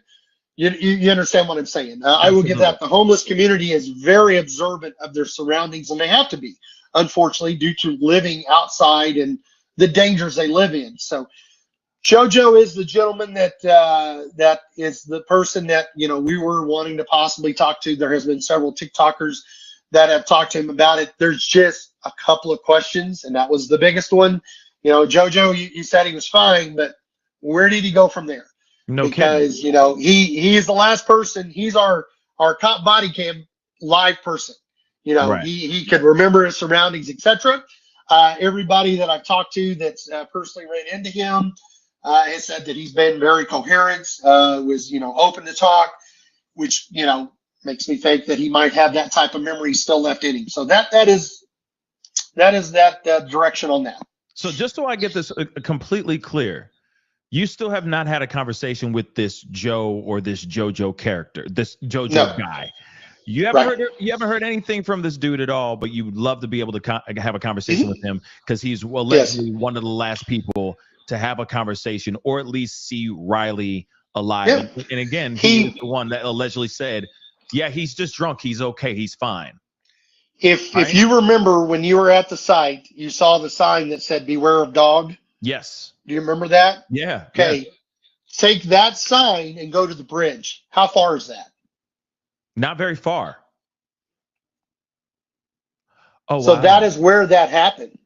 Not very far at all. Oh, wow. Now you're drinking the Kool-Aid, brother.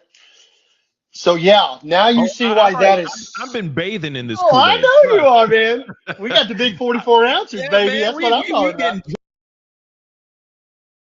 Okay, now what he just said is going to be very important. If you guys have watched any of the videos I uploaded earlier today, it doesn't matter if you haven't, because I'm going to play them all here regardless, and I'm going to commentate over them about, why I clipped this from where I clipped it from and why I clipped it and why it stands out to me different now than it did the first time I watched it, et cetera, et cetera.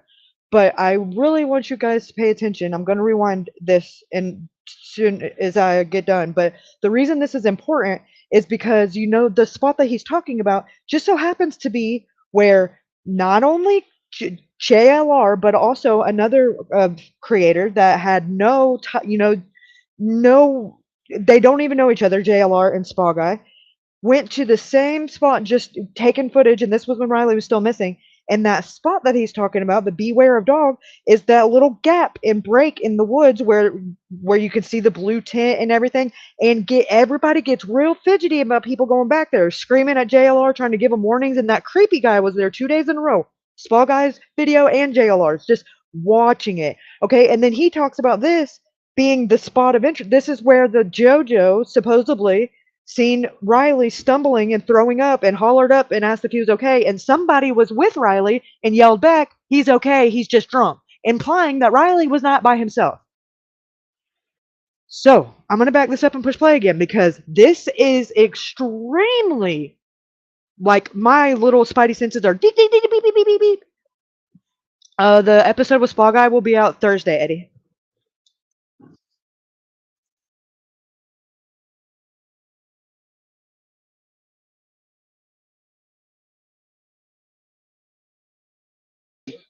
Take that sign and go to the bridge.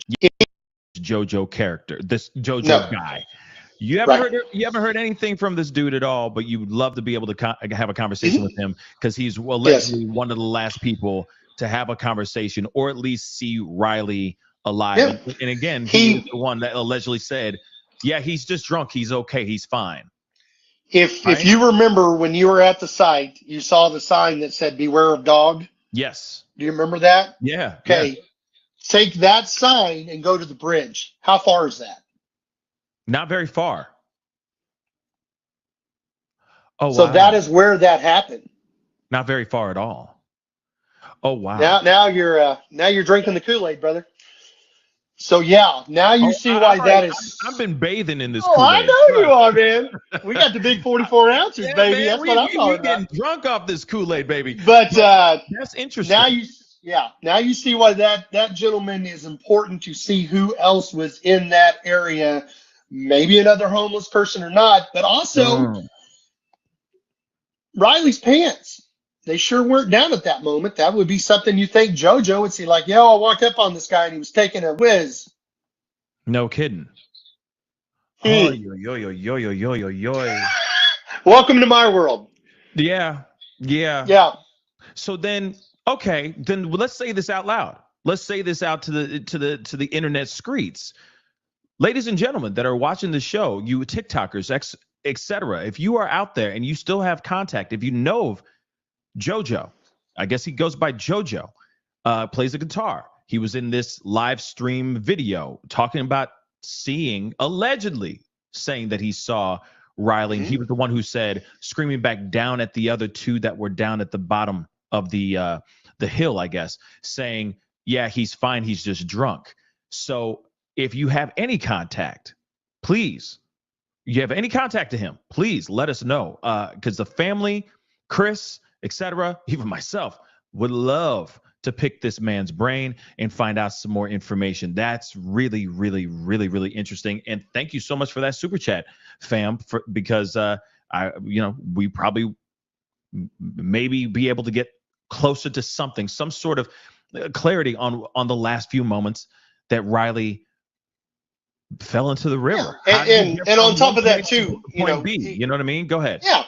If your listeners feel more comfortable, or JoJo would feel more comfortable talking to you, you and me are on the same page. Yeah. You know the questions that we would like to have answered, guys, and be respectful. These are people that live down there that did not want their lives turned upside down, and they like to be kept left alone. let's not bombard this individual. Absolutely. But no, just simple, and let them know, hey, we don't think there's any foul play with him. We would just like to know what he saw. That might bias, guys. I'm not exaggerating, and you can back me up. We're down now within a 20-yard window of where that sign is at, underneath the bridge, the detention center, exactly. And guys, if he might remember something, it's that's middle piece of CCTV that I personally been looking for, and it might be the answer. Who knows? But it's something we would like to know. Yeah. Yes.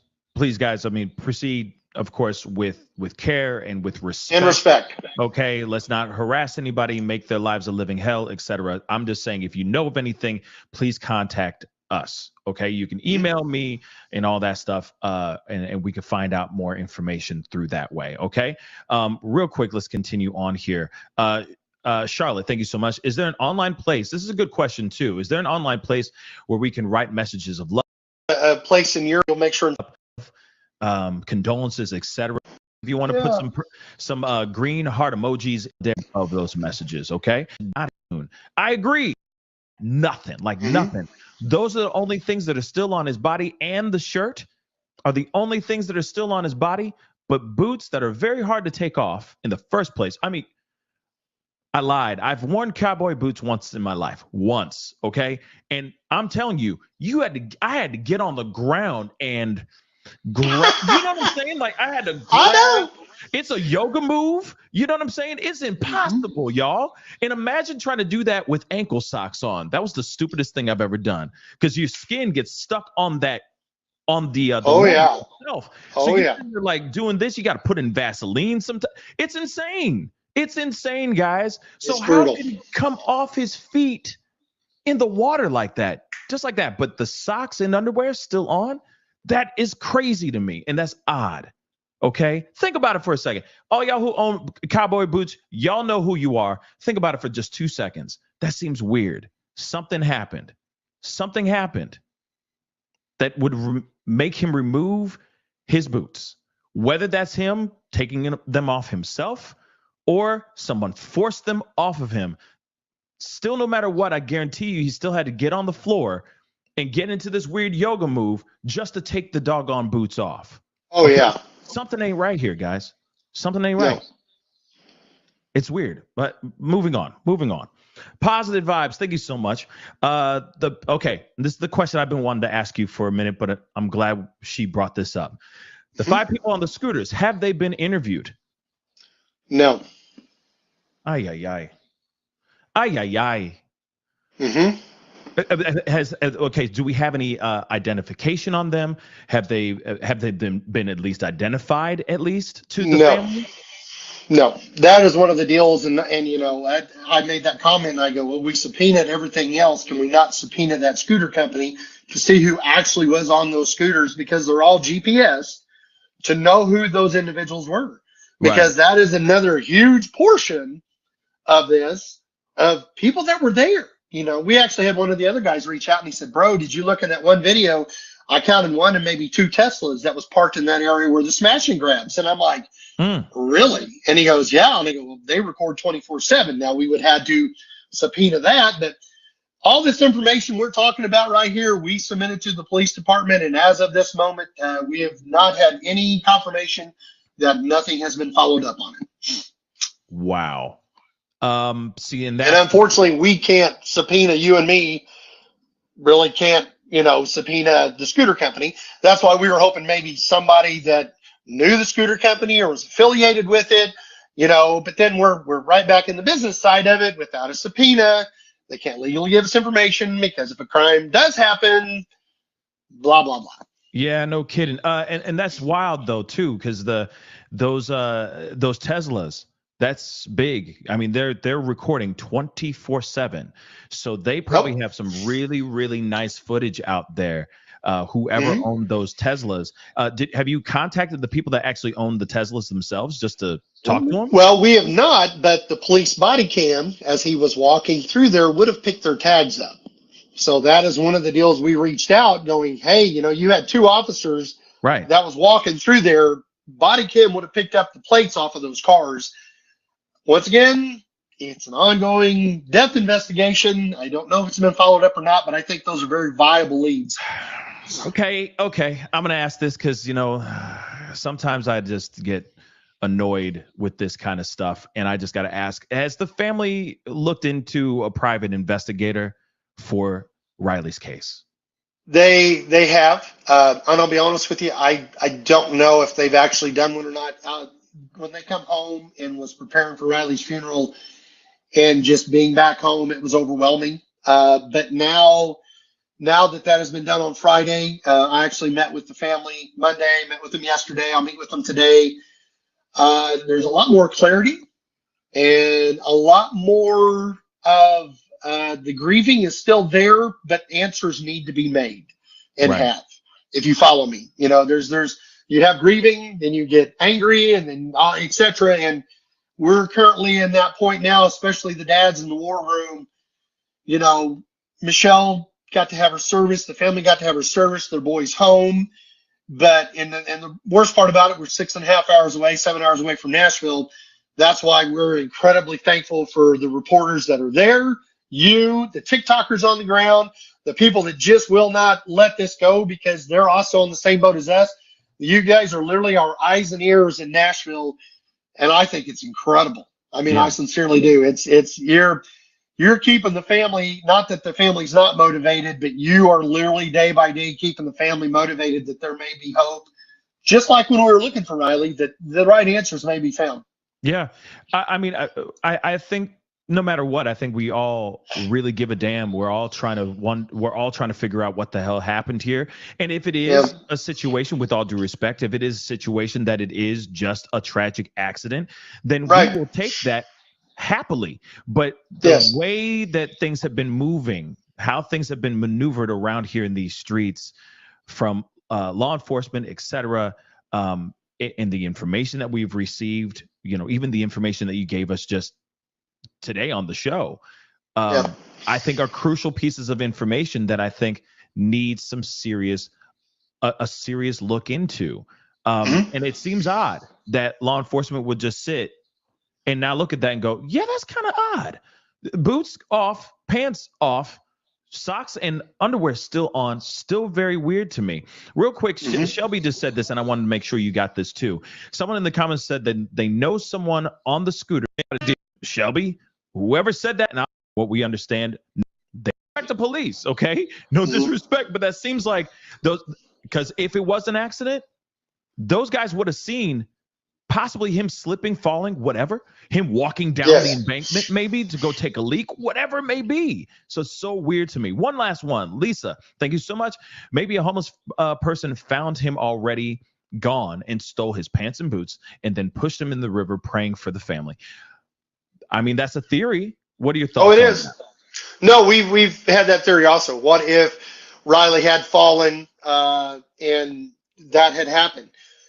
The no blunt force trauma is what kind of defunks that a little bit. There's still a very good possibility that may have happened, some truth to that. But the fact there was no blunt force trauma to the head or the neck or anything like that. Right. Wow. Yeah, once again, that's a very viable lead, but then you go back and look at it with what we do know, and you're like, now we have more questions, So no broken neck, no nothing. No blunt force trauma is what we were told. What the hell? I'm sorry. No, brother. I'm sorry. I'm trying to be as respectful as I can, but at the same time, my gut reaction is what the hell? Because what? Like I said, I just got so many questions that still, obviously, I know that you can't answer because we don't have all the answers yet. But it is very odd to me that he just is found in the river, no scratches, no marks, no broken bones at all. None. Correct? Yep. This is what we have been told at this point. So you see what I'm saying? So it just seems a bit odd that he would just fall into the river and then that's it. Then on top of it, no water in the lungs. Yes, I know that there's still possibilities of that actually happening, but it's very rare. But no water in the lungs. Then on top of that, to add the sprinkles And a cherry on top of this kerfuffle of a Sunday, he has no pants on, no boots on. His cell phone's nowhere to be found. His wallet is gone, but he still has his socks and his underwear on. Mm-hmm. Y'all, please make that make sense for me, because it still, to me, seems like something may have happened to Riley. And I'm hoping that we find out. Oh, brother, and this crazy part, we have now given a lot of information out today, and we now have 1,000 more questions. Another little tidbit, and then I know you've got to wrap up. You've got stuff to do, and I do too. Riley's billfold had 2 more credit cards in it. It had cash in it. It had his ID. All right, I'm gonna back this up again. If you got, I know you guys are probably getting a little antsy, but this is it's almost over. But this is also one of the things that I have written down that was very important, because this is what was in Riley's wallet that has not been found. The only thing that's been located was a debit card, I believe, which, keep in mind, would require a PIN to use it, and credit cards, which you can swipe with no PIN code, were in the wallet that has not been found, neither the wallet nor the remnants of it. And listen to what he says, which makes me think that he's also suspicious of what we are, because of listen to what he says. And I know you've got to wrap up. You've got stuff to do, and I do too. Riley's billfold had 2 more credit cards in it. It had cash in it. It had his ID in it, had a school ID in it. The other credit cards were left open just in case somebody tried to use them, i.e. along the lines of maybe a homeless person. Riley had expired. They found his pants and boots, etc. Nothing has appeared other than that debit card, which was the card that was used at the bar that night, but nothing else has been found or been used. Oh, I know. But one good thing, and I'll let you go. I do hope that something positive comes out of this. I actually made a comment that I would love for Android and Apple to get together and put together something along the lines of the Riley's Law, to where an official police report has been filed on somebody, instead of having to go through subpoenas and all the other crap. As long as they have an official report, they would be eligible to offer up all information, watch, cell phone, any data that they have provided to law enforcement and an immediate family member. Guys, we're talking 72 plus hours. Exactly, Bia. So we're just now finding this out. So tell me that that's not something worth looking into whenever the homeless guy, and this was several days before Riley was found. This was one of JLR's first videos when he went down there, told JLR that Riley was drunk and had a fistful of cash. And he said, and that is not a good deal. Not good to be down here in this area, or however he worded it. But his exact words pertaining to what he heard, the buzz going around the homeless communities, or if that's what you want to call it, the camps down there along the river, that he was drunk and had a fistful of cash. So IYQ2, that was my first thought too, was, oh, it's awful funny. That's the card that he used at the bar. Did they throw him out and keep his card? Because I've read so many reviews on this bar that's what they do. They take their ID and say, oh, we think it's a fake ID. And the bouncer takes it, won't give it back, and says, oh, if you pay me $80, I'll give it back to you. And then won't give it back to him. And then the bartenders will lose their debit card whenever they give it to him to open a tab. So did they keep his card, and did they decide against it when they realized, oh crap, this kid's got a family that's actually not gonna, let up? So let's go ahead and, pay a homeless guy and give him a free meal or a free drink or a free tab, and here, go put this card down there under the bridge somewhere. And then I feel like it would make more sense, because listen, let's just think about this for a second, you guys, and please just remember, this is just speculation. This is just a theory that I've bounced around. There's no validity to it. There's no proof. There's nothing. This is just my opinion, okay? Do your own research, form your own opinion, blah, blah, blah. Anywho, So if it was a homeless person that is responsible for why the card was there, wouldn't you think that it would be a lot smarter for someone that doesn't want to get caught, which I can promise you, anybody in that homeless camp does not want to be in trouble or dealing with the cops. I got a sneaking suspicion. I don't have to ask. We could do a survey, and every one of them would say, yeah, I don't want to go to jail. Okay, so moving on, wouldn't it make sense that they just throw the card in the water and take the probability of it being found at all would be slim to none, but if it did, it's going to be way downstream with no fingerprints on it and away from you. And if Riley fell in the river allegedly, or that's what they think public will believe, wouldn't it be more believable to say that his card would be in the river with him? Now, I digress with this note. Wouldn't it make more sense if you were a shady bar that had shady dealings, that had idea and knowledge of people getting pickpocketed and roofied and all these things in your bar getting thrown out by aggressive bouncers that are separated from their friends? Riley and his buddies were horse playing, but Riley was the only one that was thrown out. He was separated from those buddies he was horse playing with, and I'm just saying that as my assumption. But he said they were being whatever, however he worded it. That's pretty much what he said. And just being boys, and the Riley was singled out and thrown out. So not only should they all have been thrown out, but even aside from that, how if the bar still had his card and didn't want to have to have any sniffing around into why would they throw Riley out and not have given him his card, and all of the speculation that would come with all of those things, wouldn't it be smart to say, okay, well, let's have somebody go down there and put it in this homeless camp, because then not only if they don't believe that he just fell in drunk, we can push it on to these people that are it's easier to believe anyway, and then boom, we could just make our statement, say he was only served one drink, and we're in the clear, we're out of the doghouse. And legally, as far like Chris said, if they're preparing for a lawyer that far in advance, that tells you that they have some complicity and they know they fucked up. Period. No ifs, ands, or buts about it. People don't hire lawyers that are usually people don't lawyer up unless they have something that could be they needed a defense for, because they're worried about them saying something that could be used against them, because the lawyers are not there for moral support or to counsel. It's to protect you from incriminating yourself and legality. Let's just be real clear here. And immediately TC lawyered up and used, got protective, and so did the fraternity, which is super fucking sus. Super sus, in my opinion. So,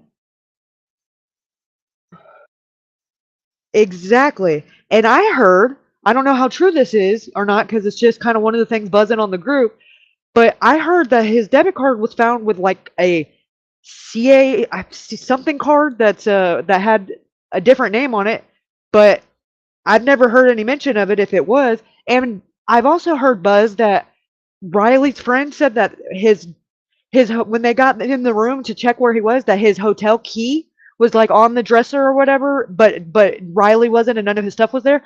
Well, wouldn't he have had that on him to get back into the room, or was he going to the room and with no room key? Was this some fucked up prank? Like, I got so many questions, but let's keep on. Hours, way more than that actually, before we were ever eligible for that information.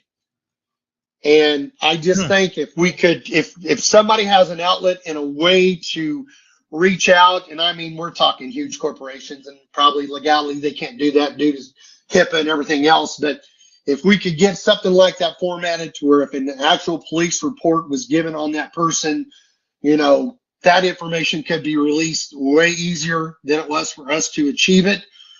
Guys, that would be huge. That could save a lot of people, hopefully in the future, or at least get more information to the people that need it substantially quicker than what we had to go through. No kidding. Real quick, one last question. Apple Watch. He had his Apple Watch on him still. Everything else was gone, but his Apple Watch was still on him. Did they see or find anything on that at all? The wild part is Riley actually had one of the advanced watches, but unfortunately just had it Bluetooth to the phone. So that's why the watch and the phone went at the same time. So as far as I've still been told, though, due to iPhone, even though he may have not had particular app set up on his cell phone for his iPhone, the data is still there. It, once again, would have been requested. And that's explained a little bit of what I just talked about. The phone had to have a subpoena. The data had to have a subpoena. Everything that you function on your stuff had to have subpoenas for everything. There's not just a bulk subpoena. We learned that from some paralegals actually that are in Nashville. They said because when the first deal come up with the cell phone and they had no information on the watch, they're like, oh, they didn't file the right subpoena. And I'm like, what are you talking about? And we've just, as a society, which I understand, everything, when you're having that conversation with your kid and they look back at you and go, well, this is what you actually said, Dad. And you're like, okay, you smart ass. Right. But, it's that way in the law, too. It has to be exactly for that information that you're wanting. So if we could come up with something like that, guys, it would be incredible for people that have to go through what we've went through in the future. I think it would be awesome. And if, I'm Cheech and Chonging over here smoking the pipe probably, but it'd be cool if something like that could happen. Well, I'm praying that we get some more clarity. I'm hoping that we get some more clarity here very, very soon. My heart, my thoughts and prayers go out to you and the rest of the Strain family, because I can only imagine what it feels like to have.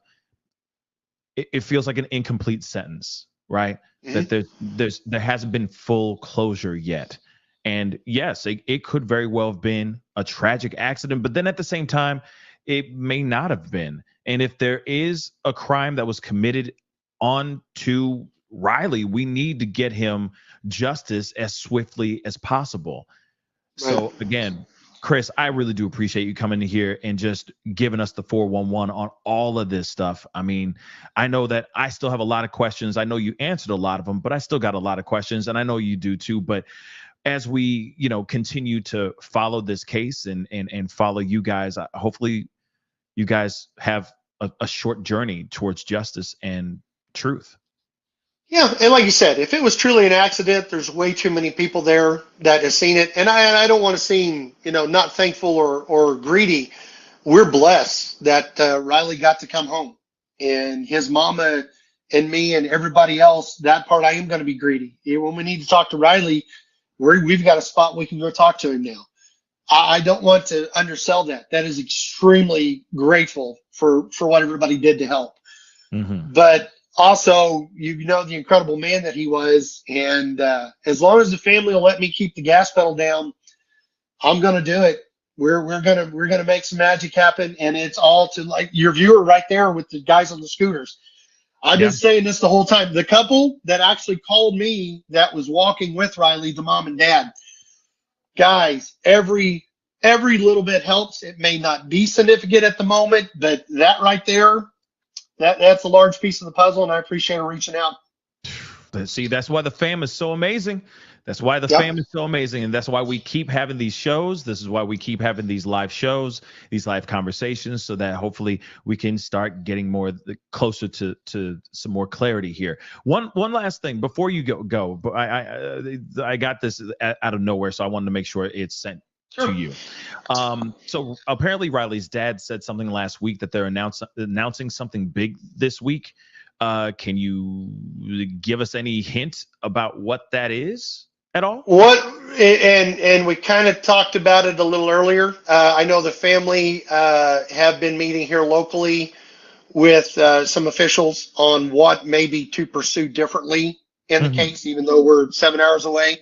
So, yeah, I would say probably by Thursday or Friday, the family is going to have another press conference per se and go over what we have now. Hopefully, we'll even have a chance to talk to the scooter people by then and just stuff that we've done here in Springfield. Okay. Well, that's good to know. I mean, I guess it's somewhere within this show. So roll back and check it out. Maybe it'll be in there. And you'll find out what that is. But listen, Chris, I do appreciate you blessing us with your time, giving us some more updates on everything. And, God bless you. I hope that this is a quick trip towards justice, a quick trip towards truth. And I'm praying for you guys. Real talk. We appreciate you, brother. You know that 100%. Thanks so much for being on, brother. I'll talk to you soon. All right, man. All right. Peace. Big shout.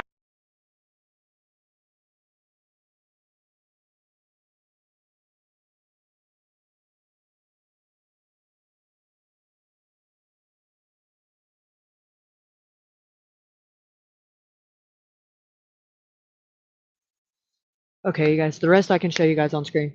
So, I just wanted you to hear that before we start going over the things that I have compiled together of little different sporadic uh, pieces of video and photos and stuff that I put together, grouped together, and the reason I did it, where I got them from, etc.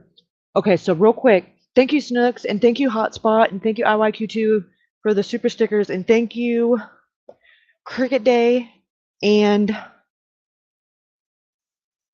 Kathy for the Cash App and PayPal. And thank you so much, Snooks. So real quick, I just want to put in there, yes, I do know that Cousin is going live on Rumble, but me and Cousin we talk all the time. We're on a mutual agreement. He knows I'm doing my own thing as far as that goes. It's no big deal. The replay will still be here of my stream, and the replay still be there of his stream. He's just going to be doing like a restream of you know who. So if you want to catch that replay, that's fine. Or if you want to catch my replay and go hang out over there, that's also fine. However, I'm on a roll right now, and I have the attention span of a gnat, so I'm not going to end the stream because I will never get my thinking span back. And it's no big deal. Like, you're not going to hurt my feelings if you go over there, and you're not going to hurt his feelings if we go over there. Like, we're good. He's just doing that so that people don't go over there and watch you know who live and have a place that they can go and hang out and conversate, and only, ultimately giving asshat less views, because if there's one person, playing it, then there's not 10 million people going over there and recording it and all that. So moving on from that, no big deal. Either way, it's completely fine. Like I said, it does not bother me if you guys catch it on the replay. I do appreciate you guys that are here in the live chat, and we have ideas that bounce off each other. But if you're watching it on the replay, please just put your timestamp. It's very easy just to click timestamp on the comment. If you timestamp it and add in your notes, trust and believe I'm writing them down, and I'll be talking about them on the next time that I'm live. Like, I'm trying to get a more structured way of doing things, but if you're not on the live chat, you can definitely put your thoughts, theories, ideas, things you see, or things you want to point out in the comment section, and I promise I will read it and I will take note of it. So, I don't want this to, be, oh my God, they're mad at each other because one of them, that's me and Chris are way past that. Like, that is my brother from another mother. I love him. Sometimes I'd love to, but but we're on the same page. Like, he is very, very, very aware that I get in my zone with cases, and he encourages me to do that. And honestly, not saying that I asked him to or whatever, or that he offered, but I'm just going to let him handle the big brother stuff for a little while, because I can't do all of it, and I would rather be doing this so if you know, if you don't, you don't. It's really not that important. It's just the people that know, people that don't, trust me, you don't want to know. It's a bunch of cockamamie.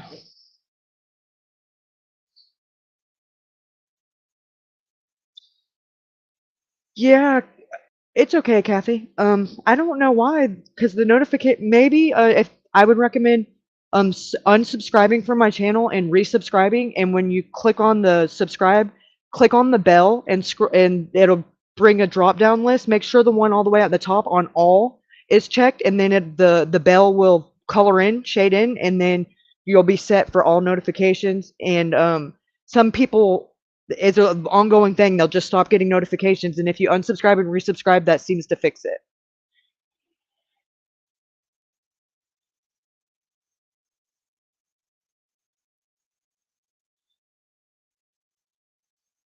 Okay, so after I heard that, I immediately was like writing down notes. And I was like, okay, well, big red flag with Riley being thrown out by himself, but he was, and he was not the only one that broke policy according to their behavior policy, which I'm assuming was probably horseplaying or just getting a little bit too, boys will be boys. And Riley was singled out and separated from the rest of them, even though he couldn't have been horseplaying with himself. There was other parties involved, and Chris kind of alluded to that, and that's a big red flag. And on top of that, like I said earlier, the things that me and Kathy Wright were looking into the last few days, and this is in a completely different state, but however, it is also managed, and I say that loosely, by this TC restaurant. I'll keep my comments to myself. LLC. That there's a common thing that these bars that are managed by them have reviews in the Yelp and Google reviews that people are really, really upset by the way they're treated by staff, especially the bouncers and the bartenders. They're very aggressive, throwing them out with no reason or really no justification, and separating them from their friends, not allowing them to go in and make a phone call or to even let their friends know that they've been thrown out in some cases. And it's like an ongoing thing. So what are the odds that that's just luck of the draw? And I mean, come on, we're talking over, I mean, I went as far back as 2-3 years, all the way down, all the way as recent as a week ago, 2 weeks ago, I think, was one of the ones Kathy sent me from the other state, which I believe is I think it's in Pittsburgh. It's in Ohio, I know for sure, but I think it's in Pittsburgh. No. It might be. Is it Ohio or is it Pittsburgh?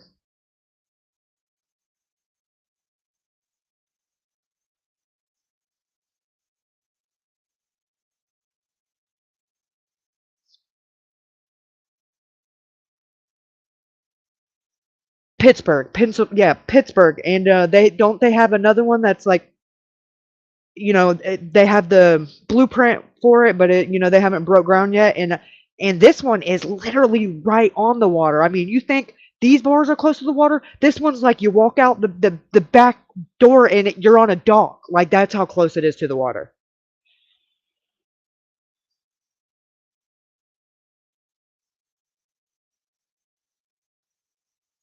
Hey, Johnny. Okay, so keeping all of that in mind, I want you guys to go over these videos with me, and just see if you see anything, interpret anything differently. And I'm going to be pausing it and talking whenever the points that I see. But if you guys see something that I don't, or have something to add to it, or have a different theory by something that I've seen that I'm interpreting in a different way, all of those things are absolutely accepted, encouraged. Drop it in the chat, and I will pause it and we will go over it. And if I'll add it to my list, even if I don't agree with it, I'll add it to my list, because in order for something to be, you have to have all options on the table, and nothing is with as little details as we know, nothing can unequivocally be ruled out, because there's no evidence that there's way too much room for speculation, which is why we're all here. Because the police are not giving anything that can be corroborated, no hard evidence. All the evidence that could rule something out or keep something, not ruled out is being held close to the chest, which is understandable if there was an active investigation. But as we know, the family and all press and everybody that's called and asked, there is no investigation. It's a death investigation, but it is closed as far as they're concerned. They're just waiting for toxicology to come back so that they can physically, legally close the case. But as far as they're concerned, they're not putting any more investigative hours into it. Because it was an accidental drowning, no foul play, and that's what they're sticking to. Now, don't even get me started on how that makes me feel, because my eye's going to start twitching, and we're not here for rants yet. So, it just makes you wonder, because why did they pick and choose what was released to the public and what was not? They said the reason that last footage that only the family got to see was not released was because the quality of it, and it was grainy, and it had no relevance. The fact that it was the last video of Riley before he went missing, it wasn't enough relevance. But what is the difference with all the videos that we did get shown? Wouldn't it be less relevant the closer he was to the bar than actually stick closer to the water, and it's grainy, and it's, according to them, has no relevance. So what makes one outweigh the other, and who made them decide that? The body cam footage. If you need a warrant or a judge, then why'd they release the body cam footage, the clip it of the body cam footage that we got to see? Why didn't we get to see that whole body cam footage? That was he wasn't recording for a minute. That's horseshit. He was well into his investigation, already checking shit out whenever Riley walked by. Where's the time before that? Where's all the time after that?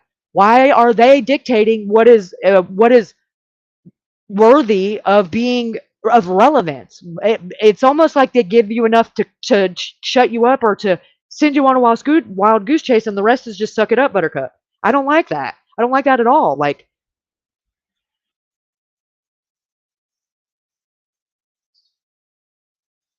the name of that company? What company? Oh, the managing company of the bars. It's TC Restaurant Group, LLC. They manage like 8 bars, if I'm not mistaken, on Broadway, and 2 in Pittsburgh. It's ran by a man named Adam, who's got his own. Oh, anyways, but it's a LLC that is their headquarters is based out of Ohio. Yeah, you're welcome.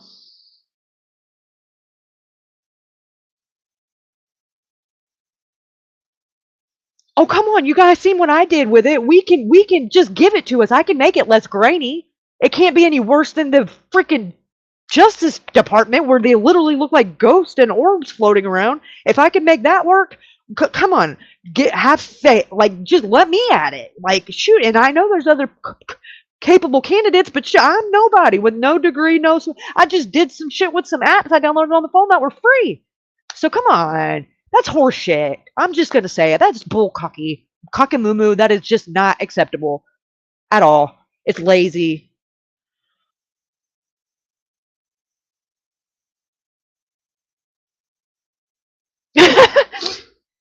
Yeah, you know, and cheese and rice. Like, all right, so let's start getting into this. Okay, now the reason I did this is from JLR's video, the one that I'm gonna play first. And I'm gonna full screen it, and I'm still gonna be up. You just won't be able to see me. I'll be like the from behind the curtain, you know, like the Wizard of Oz. But so because I want you guys to be able to see it. Like, I don't want anything, you know. I'm gonna make it full screen because I can, and that's why. But this is from JLR's video before Riley was found, and the first part, it doesn't have any sound because it's slow motion and it's like super creepy and like, so I muted it. But I want you guys to pay attention to the same spot on the bench and who's there. He's sleeping on the bench this time, but we got the guy in the wheelchair and all of his belongings in front of the. So, okay, I find that to be, I don't even know how I feel about it yet, but it's just something that stood out to me different now that I didn't notice the first time, or I didn't pay too much attention to. And then watch what happens after JLR walks to this certain spot that I told you guys to make note of earlier. And it's like, just what we'll see. Okay, let's go.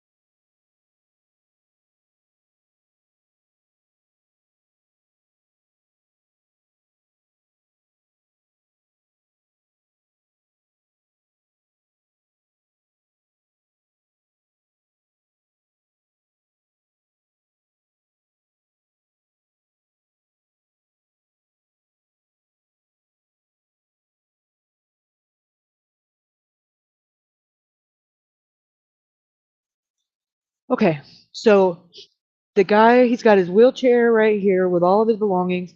That's his arm swept over the back of the the back of the bench right there. He's sleeping. He looks like he's got something covering his head, a blanket. But she had donuts, so they're friends.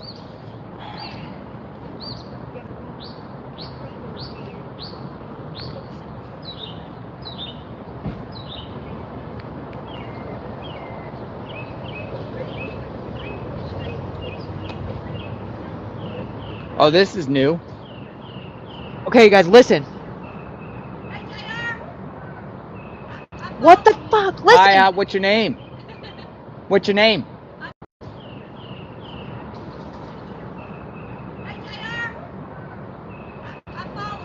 Hi, what's your name? What's your name? I'm Kelly Ritchie. Hi, Kelly. Nice to meet you.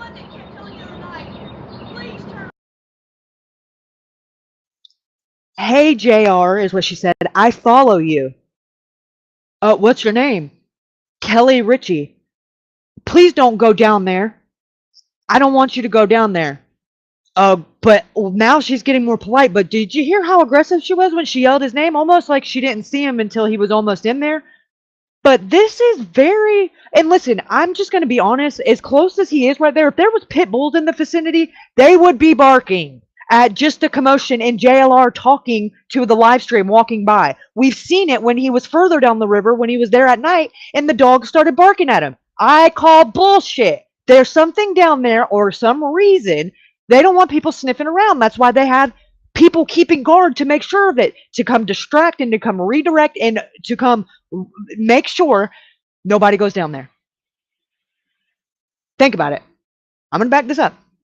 And I have the closed captions on for a reason.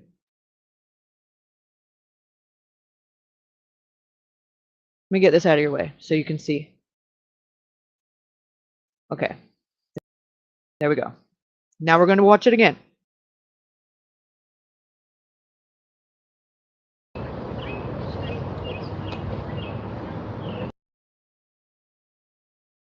Also, we just heard talking to Pascal about the beware of dog signs, and that being how far it was from the river. That's how where the person who said they seen Riley throwing up, and the other person said, oh, you know, asked him if he was okay. There was someone else with him that called out, blah, blah, JoJo. This is where JoJo claims to have been at when he seen Riley puking.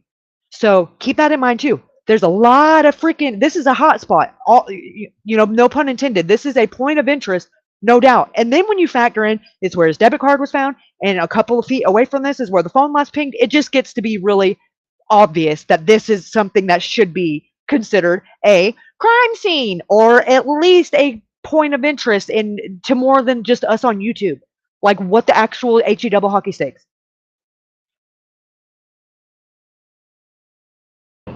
Oh, this is new.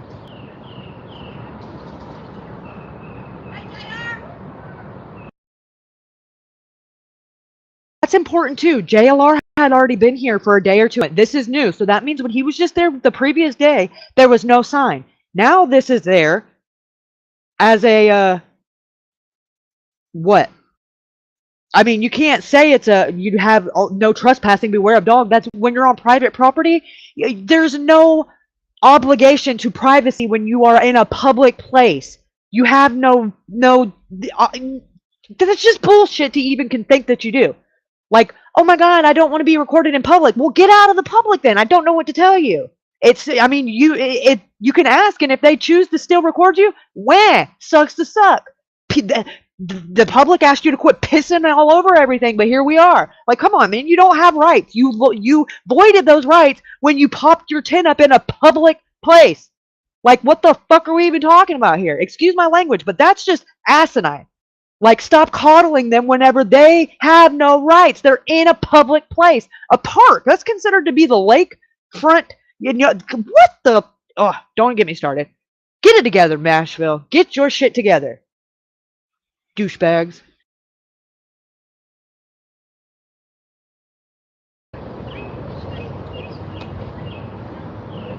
Oh, this is new.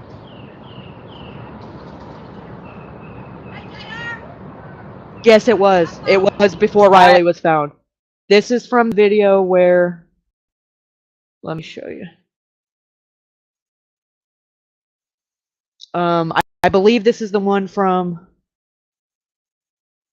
hold on, let me pull it up. Just so that I don't get it wrong.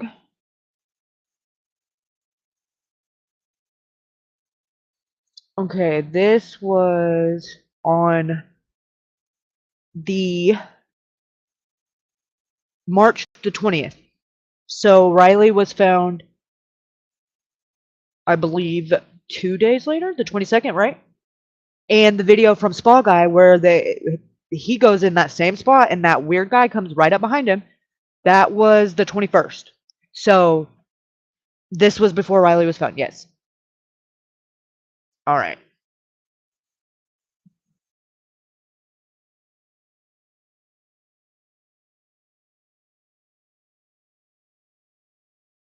Aw, happy birthday to your brother. But okay, let's keep going. Now I have the closed caption on because listen to what she says specifically. JR, I follow you. So that tells you that she's was watching his footage. So if she didn't physically see him down there, which she probably did, she's seen him his live stream down there. And she's obviously knew he was coming back, waiting for him to come back. I mean, or just watching this spot. Either way, it's super creepy. And it comes off really aggressive considering you don't hear any dogs barking at any point ever. And I don't know about you, but I have pit bulls and they bark at every motherfucking thing. Drives me nuts. So I call bullshit. I'm not saying that there might not be 2 dogs that stay down there. I'm telling you they're not down there right now or they would be barking. Period. It's not that hard to debunk. People just get scared when they think pit bulls because they don't want to get bit. But at the end of the day, if somebody walked down there and their pit bulls got bit, their asses would be in trouble because you're in a public place. If you got aggressive ass dogs, they better be muzzled and you better find somewhere else to keep them. Can't just be biting people out here on these streets. You act like you're in a fenced-in yard on private property. This is public property. You have no right to take it over and treat it like they're invading your home and your personal space. Go get a freaking JOB. I'm super not even freaking sorry right now. If you're offended, you're part of the problem. Fix it. I don't like it. Get your shit together.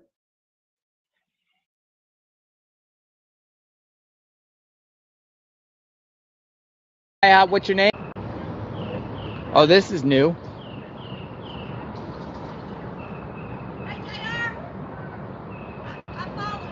Hi, what's your name? What's your name? I'm Kelly Ritchie. Hi, Kelly. Nice to meet you. I'm the one that kept telling you the other night, please turn around, please turn around. I was so worried about you. Thank you, Kelly. I'm glad you're safe. Thank you for everything you do. Thank you. Thank you for the support. All right, so we're gonna just go down here and see what's going on. Versus and I posted it, and I got so much backlash for that. And most of it was good. See what's going on. Let's try to listen to what she says. Because she's not talking to JLR. She's talking to the guy sitting down. But listen to what she says, if you guys can hear it. And if not, the subtitles are catching some of it. But really try to listen to what she's saying. Just go down here and see what's going on. See what's going on. Veterans versus the community. I'm almost positive that's what she said.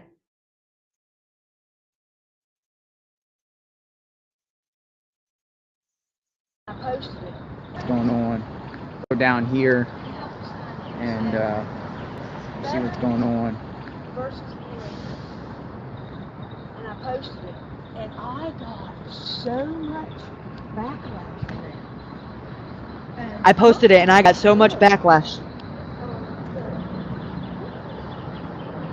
I don't know where this came from.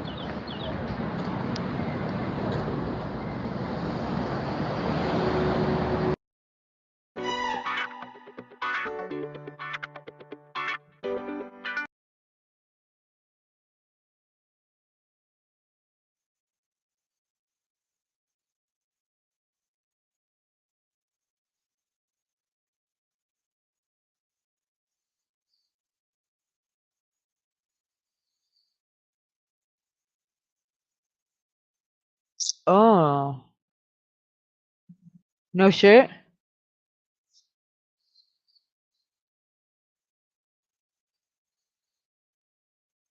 Oh wow. Huh.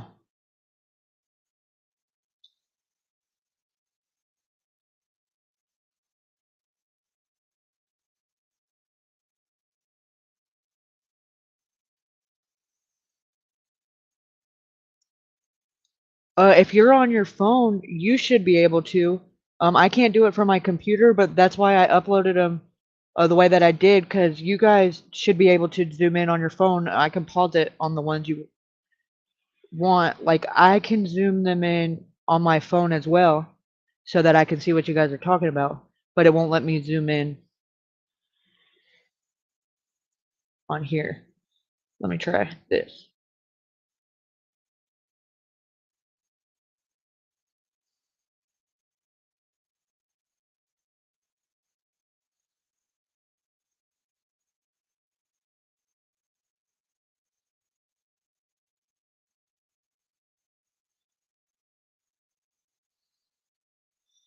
No.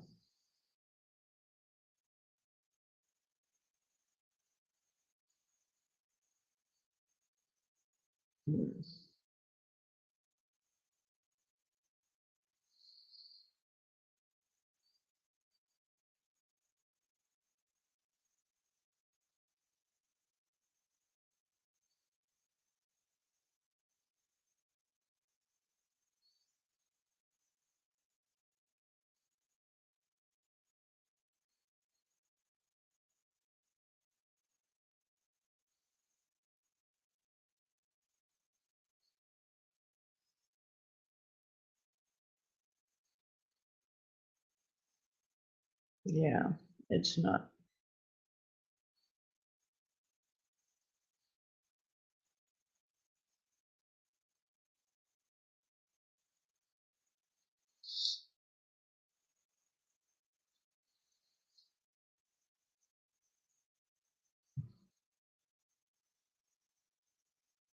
Oh yeah, yeah. Duh. I forgot to tell you guys that part. Turn your phone, like turn it sideways into landscape mode.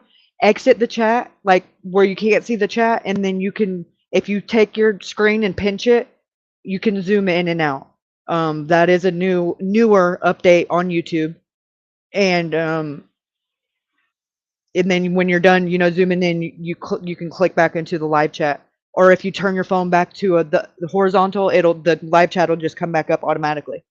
But in order to be able to zoom, you have to turn your phone sideways to landscape or your tablet, whatever you're on, and push exit on the live chat, and then you'll have pause the video, and then you can zoom in and zoom out on the screen by pinching it with your finger. Like, I'm showing you like you can see me. You know the thingy with your fingers, you just kind of me, you know what I'm talking about? Me.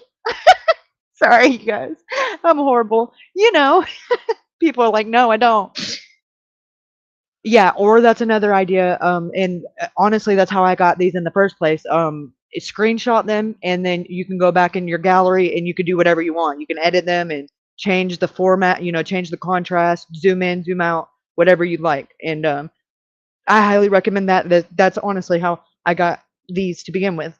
From all these on this compilation are from JLR's video, the same one, from the day of March 20th.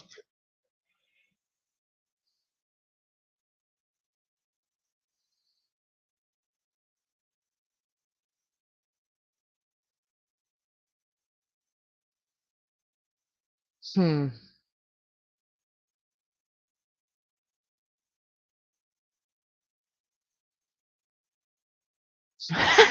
Raven.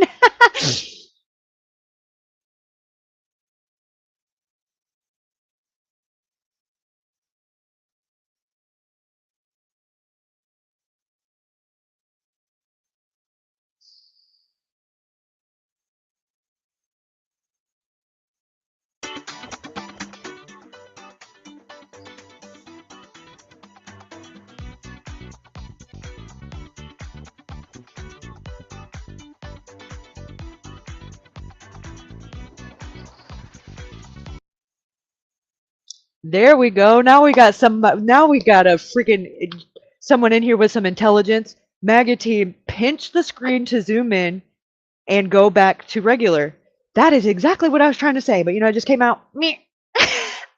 Thank you.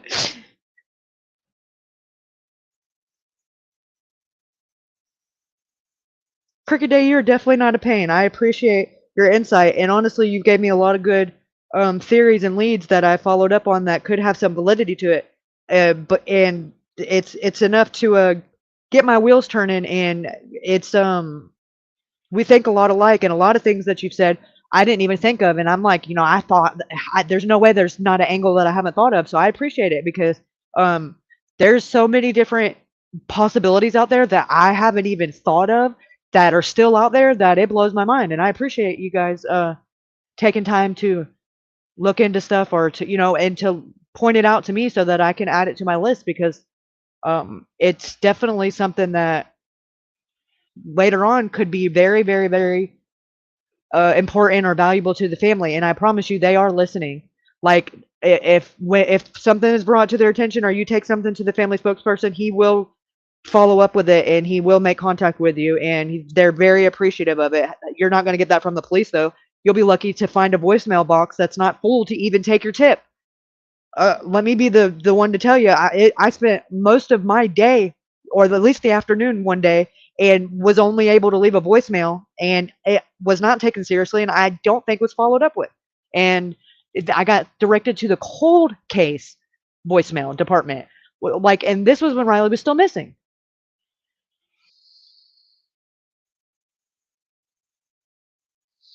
That's coming next, Eddie. Oh dang, I gotta redo that video. I just realized looking at my TV, like that is too small. I don't know why it formatted like that. So I'll fix that one after I get off the air, and I'll re-upload that one. So you guys just bear with me on that. Okay.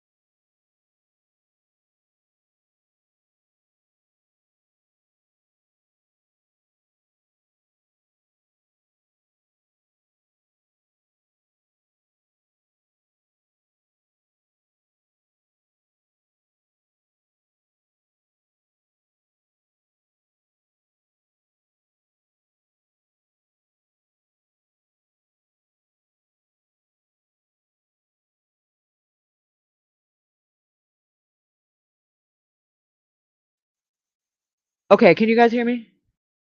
I just realized I was on mute.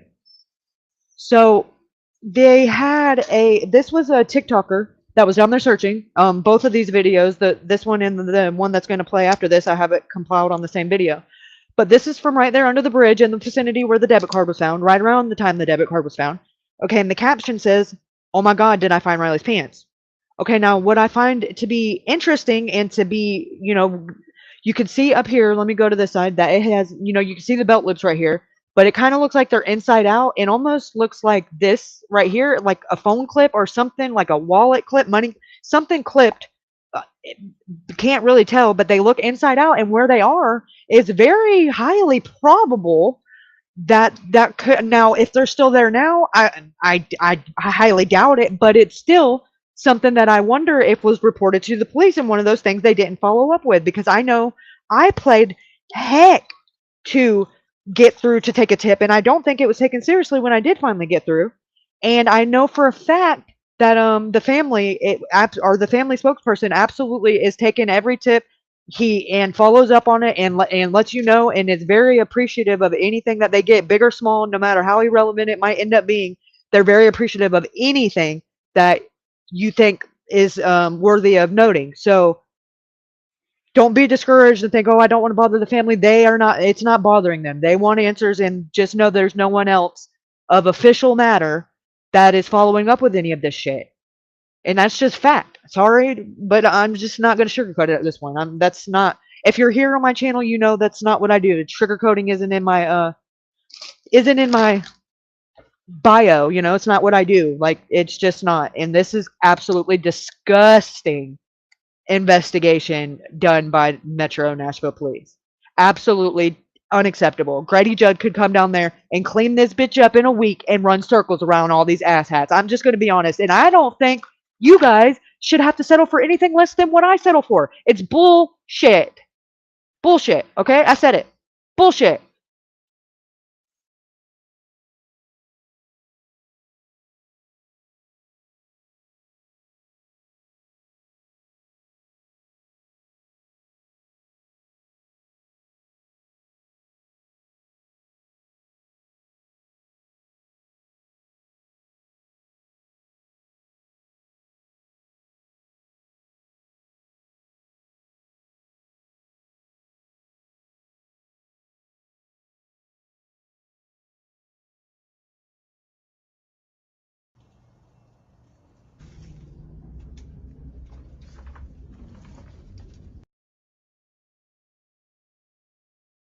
Okay. What this says is we found a cell phone looking where Riley Strain's card was found. Now check this out.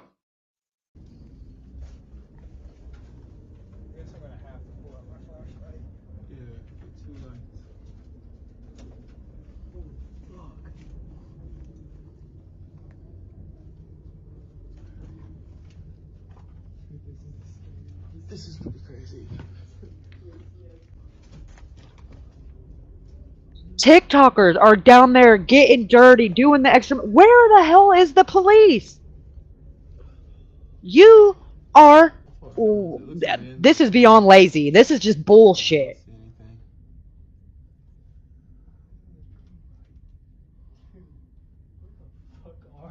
Might as well go check. If they were gonna put something in here, they'd put it deep. You'd think.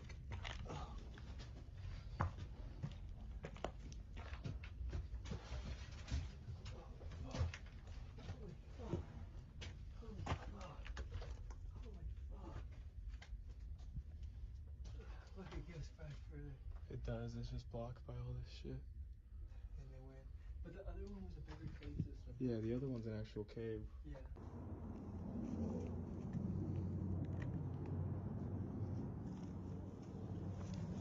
It's an iPhone. It's an iPhone. I'm not touching it. We have to touch it. Okay, look at this. I know. Look, it's the fingerprints. We didn't touch the phone, reported it to police and search crews. What the actual fuck kind of an investigation do you say that you did, Chief of Police? Because how the hell has not all of this shit been bagged and tagged?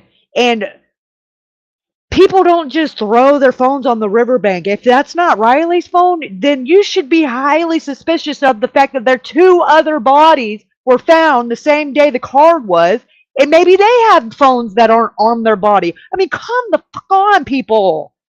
What are you doing? Did they come and get it? I don't know, but at this point, I would not put my money on yes. Just saying. I'm not a betting gal, but if I was, my money's going on no.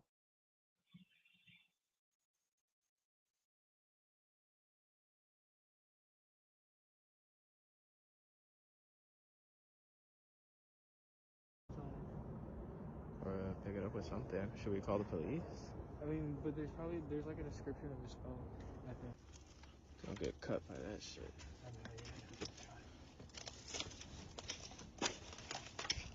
Oh, I gotta take it to jail.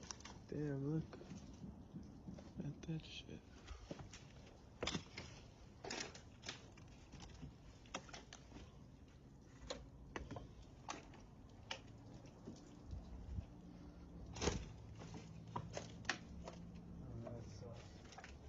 Look at all this.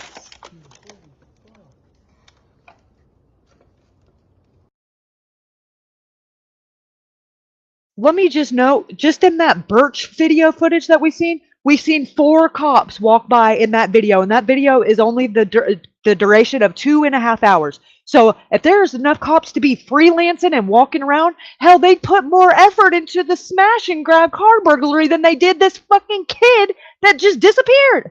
At this point, he was still missing. They had no idea whether there was foul play suspected because he was not found. This is not lack of manpower. This is lack of fucks to give. They just don't care.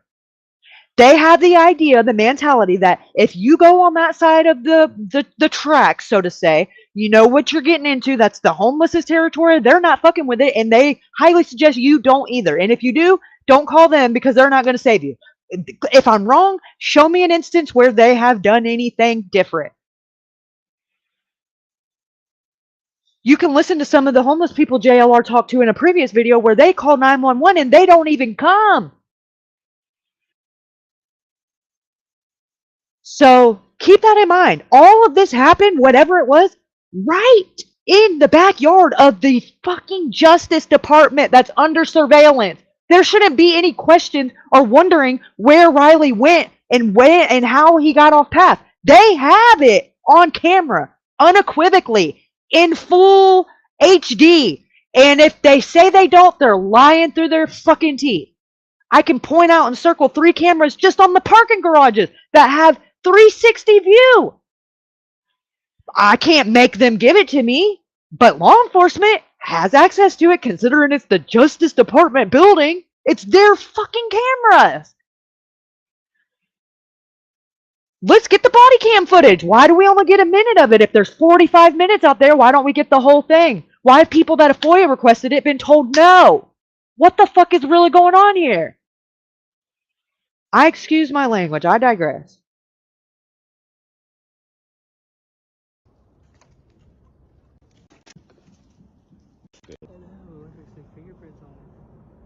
Or pick it up with something. Should we call the police? I mean, but there's like a description of his phone, I think. Don't get cut by that shit.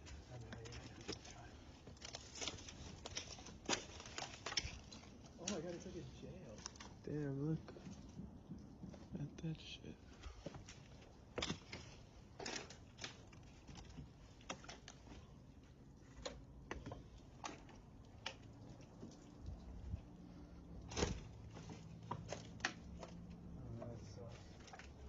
Look at all this. Dude, holy fuck.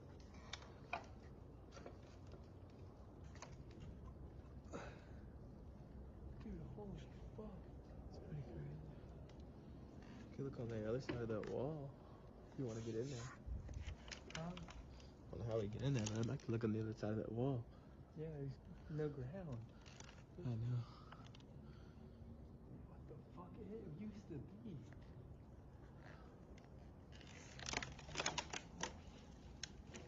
None of this shit makes sense over here. I hid in here.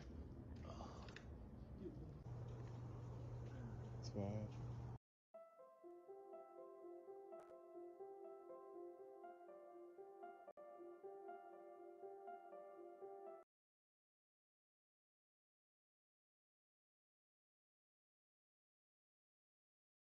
Following up on a lead, and that's why they... Yellow sign. This is what breaking news. There is new unreleased security footage of missing 22-year-old Riley Strain. The footage shows Riley walking past the first bridge and going out of sight at the yellow sign. This is what Chris, the family spokesperson, had to say. We now have another very small piece of this. The police department has not shown it, and there may be actually something that they're following up on a lead, and that's why they have not shown it to the public. But for right now, what we'd had is the last part of footage we had seen was the police officer footage cam, which is just down past us just a little bit.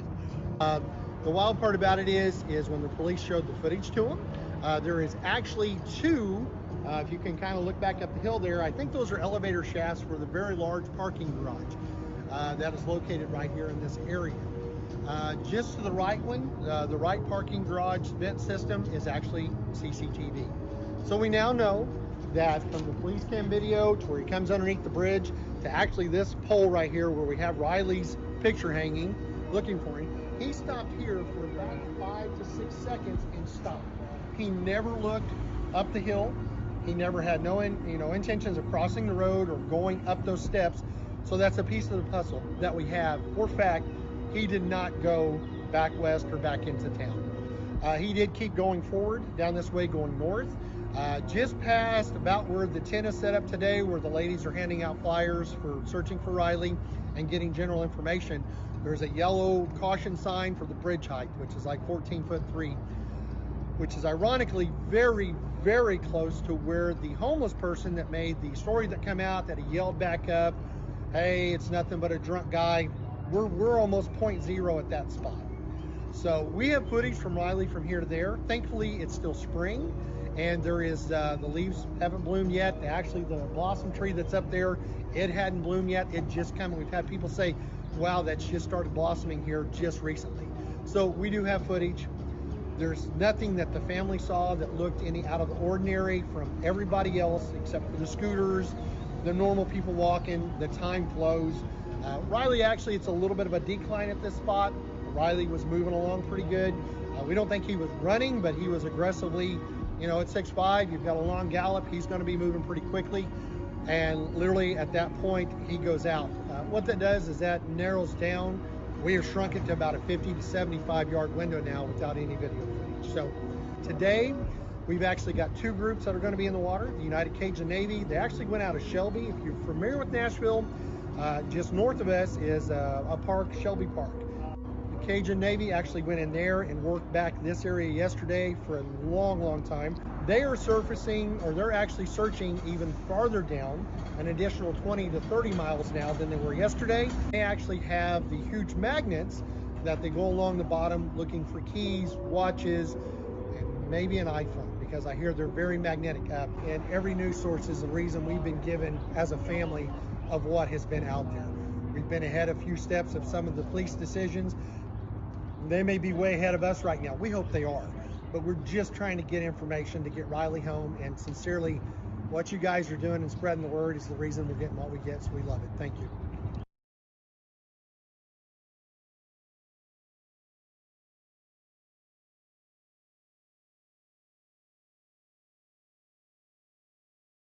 Okay, you guys, so a couple things. Right here, where my mouse is right now, where this red arrow is, this is where the body cam footage takes place at, between 9:50 and 9:52-ish p.m. Okay. This next one says Life 360, which is the app on Riley's phone, the ping, that says that his phone didn't die due to low battery. It was powered off or lost data, which means it was either powered off manually or it was compromised, whether it went into the water or whatever, but it lost connection with the cell phone towers at 9:53. Okay, then in yellow right here, it says Woodland Street Bridge. The next thing, the next red arrow, it says last known footage of Riley, and that's right here. This is the infamous secretive footage that the police won't let anybody see, and with the family scene, and that's too grainy and has no relevance, but it's the last time he's seen on camera. Okay, that's bullshit. Anyways, the next red arrow, which is right here, is debit card found under the bridge. And then this says James Robertson Bridge. Then right here it says 9:55 to 9:58-ish p.m. last phone ping, which I figured out, like, how were they getting this phone ping? This was according to the 911 call that the frat brother called in when he said his phone pinged right before 11. Now, I don't know how true that is because there's discrepancies in it, but I listened to the 911 call and I specifically had this written down in red. The kid that called in the missing persons report said that Riley's phone, according to Snapchat, pinged right before 11 o'clock outside of the police station. So they were tracking him on Snapchat, but they didn't know where he was. And before 11, like, and how do you know it's in front of the police station? Like, was that part? I just got super suspicious of that for some reason. I don't know why, but right in front of the police station. Okay. So, and then the Birch building is right here, which in yellow, which is where the 2.5 hour footage comes from that we've been breaking down. All right, let's keep going.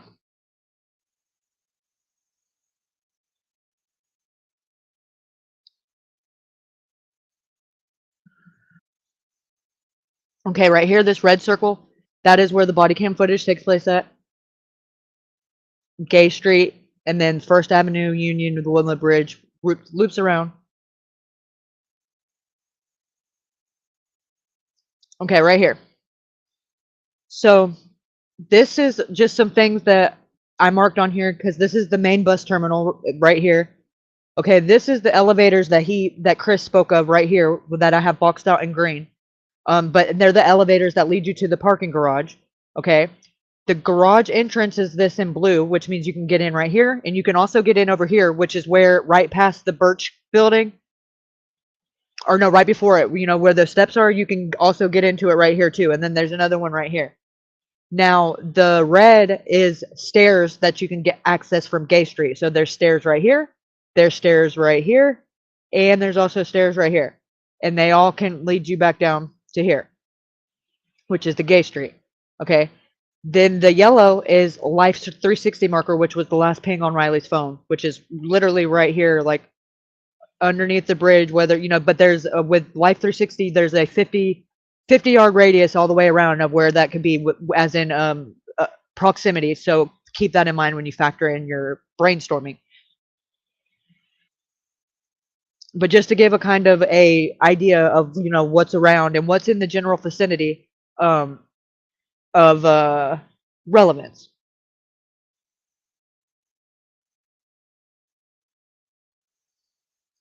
Okay, now let's go back.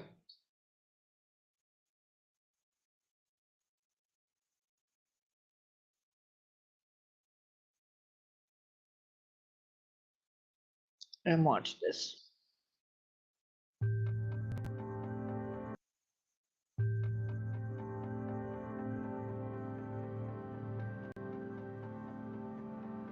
This is from the Justice Building. Now this, I don't know. This could be Riley because it could be why it looks like it's floating. They do look tall. This would be right around the time after he's seen on the body cam footage. And Chris does mention, the family says that he's not running, but kind of jogging, and he's going this direction. So it's not clear enough that I can say yay or nay, but it's in the realm of possibility, and it's on my list of maybes.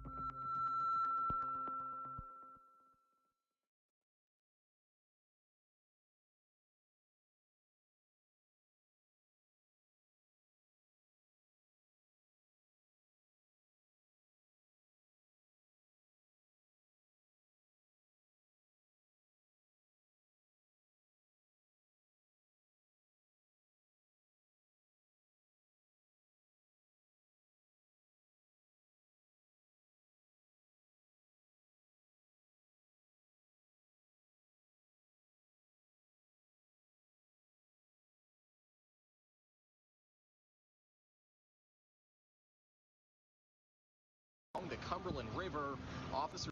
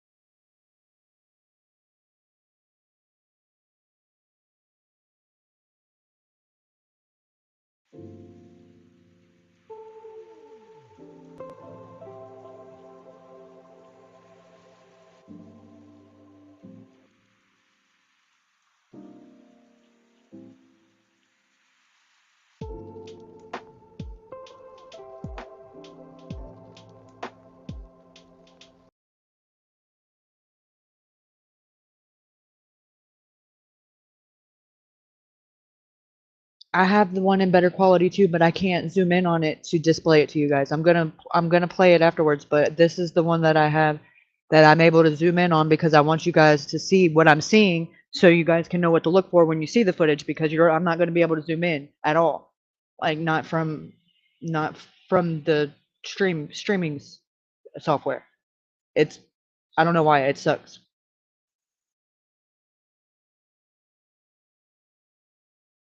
But thank you for the super chat. I like you too. And yes, I have that downloaded onto my YouTube as well in the higher quality, but um in a presenting way, it kind of puts me in a pickle.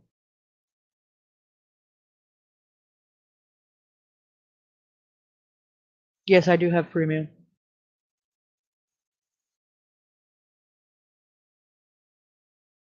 And one of the things that one of the subscribers put in my comments on these videos was, what if the theory is here that Riley could be the one in the middle because he's already got his pants taken from him and that could be his socks and him in his boxers. And I thought that was a very interesting theory and that could be very plausible at this point.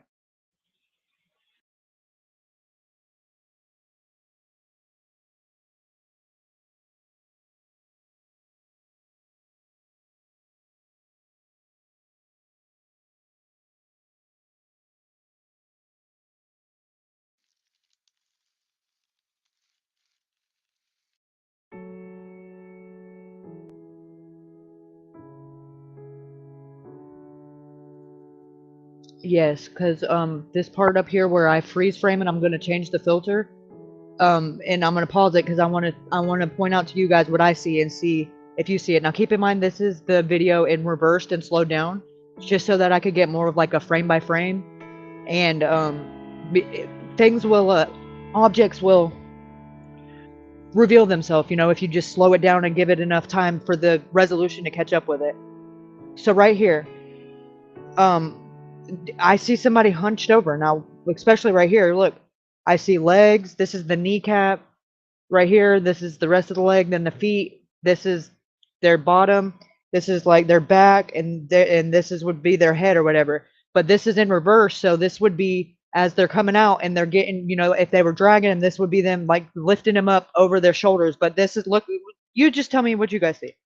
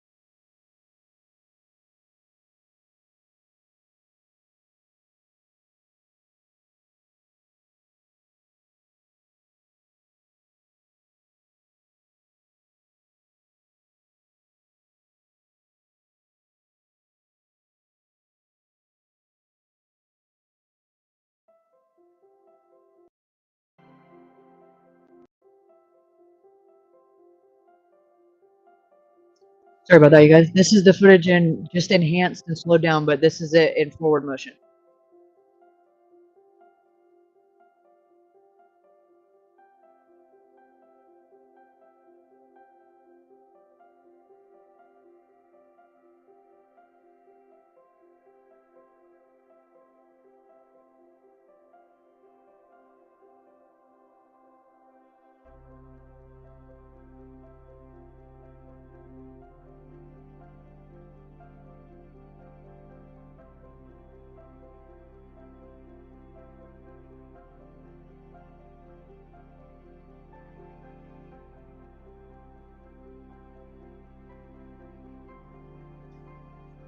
I think the reason why there's no trauma is because it wouldn't have took much trauma to hit him. If he, in my opinion, was already concussed from when he fell, when you see him go down on the security footage, I think he was already concussed, and I think any more hitting of the head, whether it be at his own fault or at the expense of someone else, could have very much so been his demise.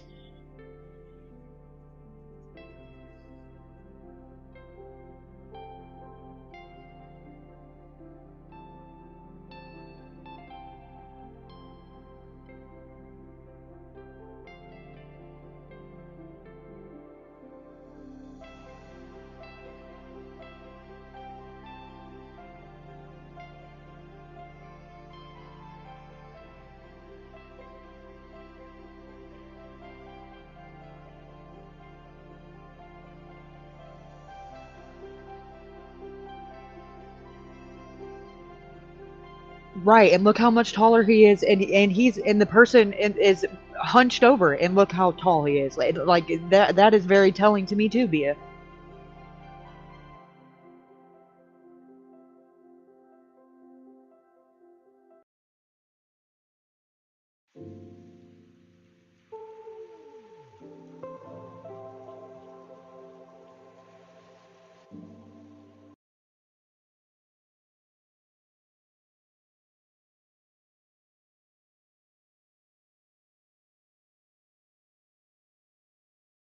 Now this is from the surveillance video of where you see Riley come running behind the food truck. That's him running right there, and then he's about to fall.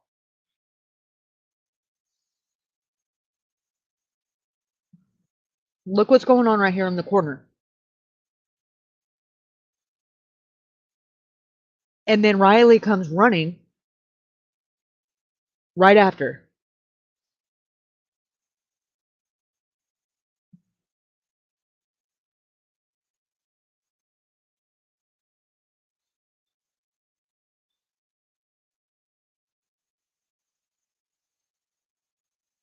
But you don't ever see their head or anything like they go further. And then look at this person posted up right here on the corner.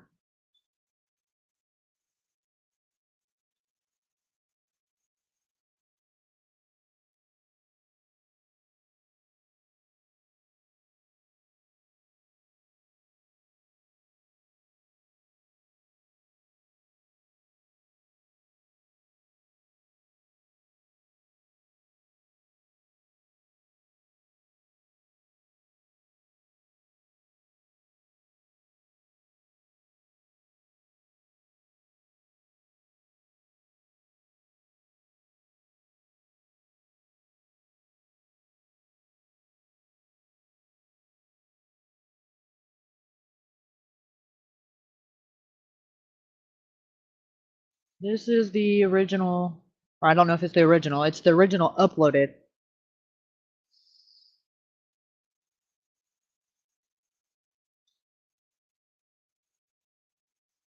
By the Justice Building. Or Justice Department, whatever. Okay.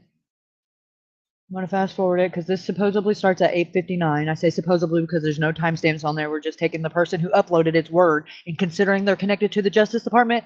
I don't hurt you know. It could be bullshit. I'm just saying.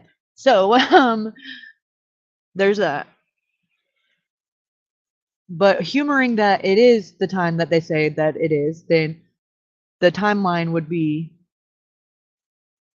about an hour of when it's relevant, because about the time that Riley was last seen on the body cam footage. So if we go from there, we'll start a few minutes early just because, and since it's enhanced, and see if we've noticed anything. Because I think what happened right before and right after are very important. And it's just what I do. So we're going to watch.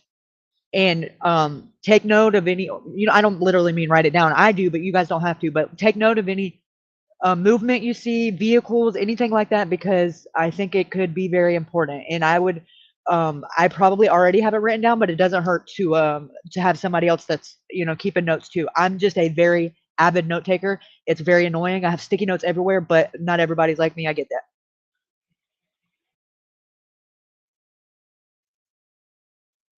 Just food for thought. I do love to compare notes.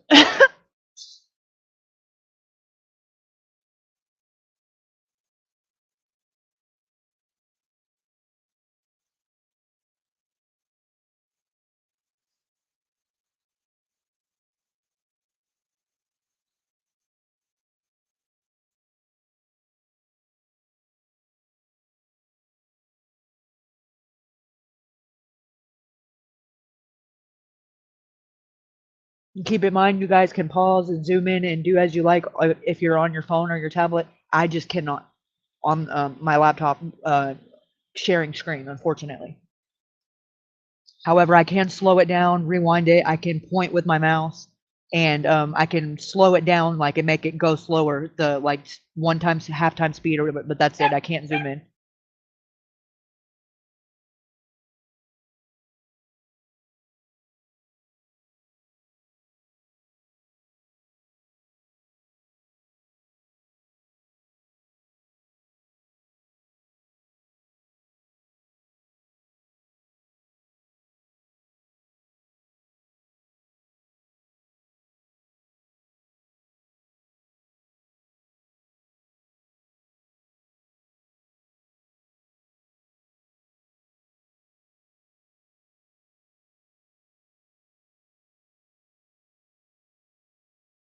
Yes, I'm here. What's up, Cricket Day?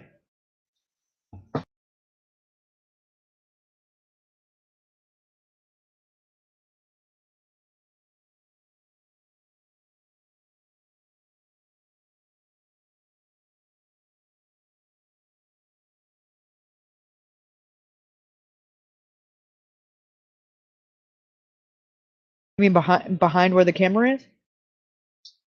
Oh, look though, look though, look at the first movement we get. What do we got here?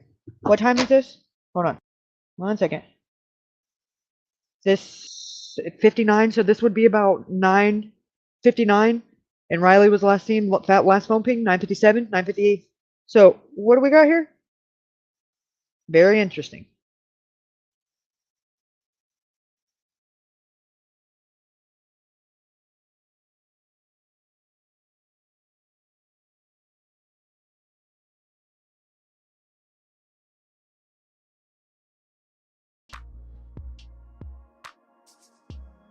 Now look, he stops, whoever it is, and they're looking. Now here they come on the scooters.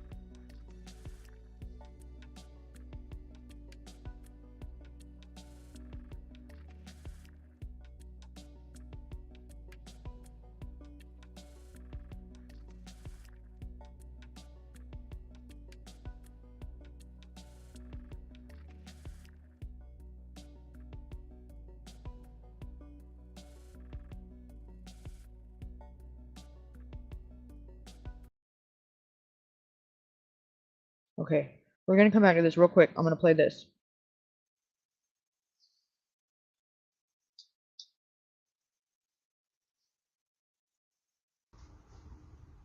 Hey everyone, I was just trying to think how I could be of any service or try to help people understand a little bit better what it looked like, what the path kind of looks like that we're seeing across the videos that have posted, just in case it helps anybody put it together in their mind, or anyone can think based on what they see of a place to look, things like that. So I am many miles away in Missouri, but a former student at MU, and I just have all the compassion in the world for what's happening. I'm so hopeful that they'll find Riley safe. So I just want to do what I could to help. So this is Luke Bryan's bar. It's the front of his bar, the front entrance, the main entrance right here. Just to give some perspective, this is on a corner on Broadway. It's busy. There's a lot of bars and things like that around. And of course, this is just footage that was recorded for Google Maps, so it was not a Friday night, but we can imagine, right, that a Friday night this would have been a lot busier streets. So again, there's the main entrance, but I wanted to come down this way because his friends have said that Riley was sent out of a back door, and I think myself and I know several other people have thought that almost has to be the side door here, the small Luke's door. It does say it's no entrance there, so if this is where he was sent out, his friends said that they didn't want, in an article I read, his friends said that they didn't want him to come through the front. And so if they sent him out here, Riley, but told his friends to go through and pay tabs or whatever here in the main part of the bar, then they eventually would have made their way out here. Again, a Friday night, that bar busy, I'm sure that could have taken a bit of time, right? And they're saying that by the time they got out here, they couldn't see him. He was no longer in sight. So again, I'm going to go back to here and say that if Riley was sent out of these doors that night, we know from where the videos that are released took place that it would appear that he moved in this direction. I just want to be really clear when I say, oh, this happened or this happened, that I'm just talking about what seems apparent from the videos. I am not by any means confirming that I know exactly what happened, right? I know you guys know that. This is just me piecing it together. So if he comes out this way and heads this direction, he's at Broadway here. I want to make note that the closest or fastest path, maybe not fastest, but the most direct path to his hotel would have been to take a left here and head down Broadway a couple of blocks, right? Several blocks before taking a right to get to his hotel. But that's not what it appears happened. So it appears that he crossed Broadway and continued down 3rd Avenue. I'll make note, just for anybody not super familiar with the street view on Google Maps, that I'm in the middle of the road, but obviously he was most likely on one of these sidewalks on either side, right? But this is the direction that he would have been heading.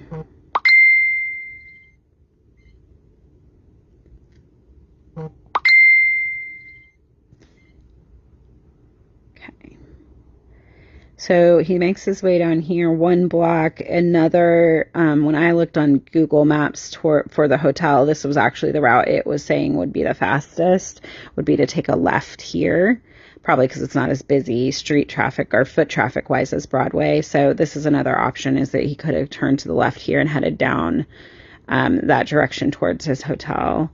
But based on what we know, that is not what it looks like happened. So continuing straight here on 3rd Avenue, coming down this direction. For some reason, it always... What I think is even more important than that is, why was Riley the only one thrown out when clearly him and several other of his buddies, frat brother, but whatever, were horse playing around, and Riley was singled out and the only one thrown out? That is the bigger red flag of all of this. Flips the direction when you go over or under this bridge, so I apologize. But going back in the direction that we came. Maybe.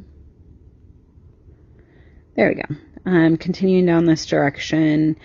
I do want to stop and point out this striped building here on the left side. It can be seen in the video of Riley running and then falling. So I wanted to just make note, and I'll turn this way and show you guys the bright mural that's also visible in the video of Riley running. So it really looks like he cuts across or through this parking lot running. This is approaching Church Street. My understanding, and don't quote me on this because it's not been confirmed, but from what I've read, they all flew in, 200 of them from the fraternity. They didn't drive, and their vehicles were back on campus or at home.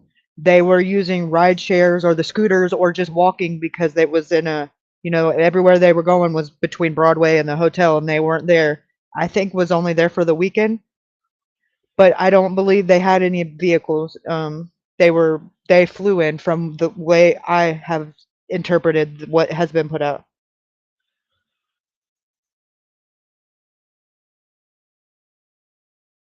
So it looks to be, again, I'll just show you kind of that stripy building. There's the mural.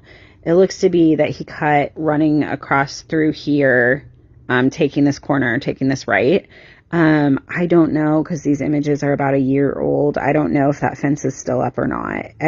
I couldn't tell you, but it's definitely apparent that this is where he is running through. So I'm going to move forward because I have to, on Google Maps, stay on the street. So taking this right now onto Church Street, right? Again, kind of here's your view. I think it's possible based on the video that this sort of electrical pole here with the concrete base is where we see him sort of trip, and to me it appears like he hits his head. I know other people think that too, and then he gets up and kind of holds his head, but this is kind of where it looks like the fall happened, right? Different angle, but yeah. So if we continue on down Church Street, the next thing we'll see is this wall of this beige brick building. That is the wall that we see in a separate video.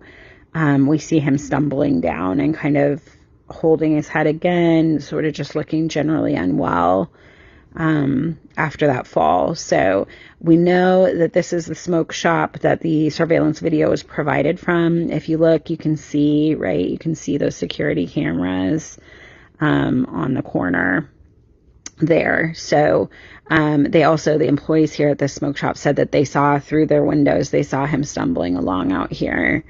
So if we head this way, again, just knowing that we're sort of next to the wall that he was stumbling along in the video, you can see down here these doors, right, are apparent, are visible in the video.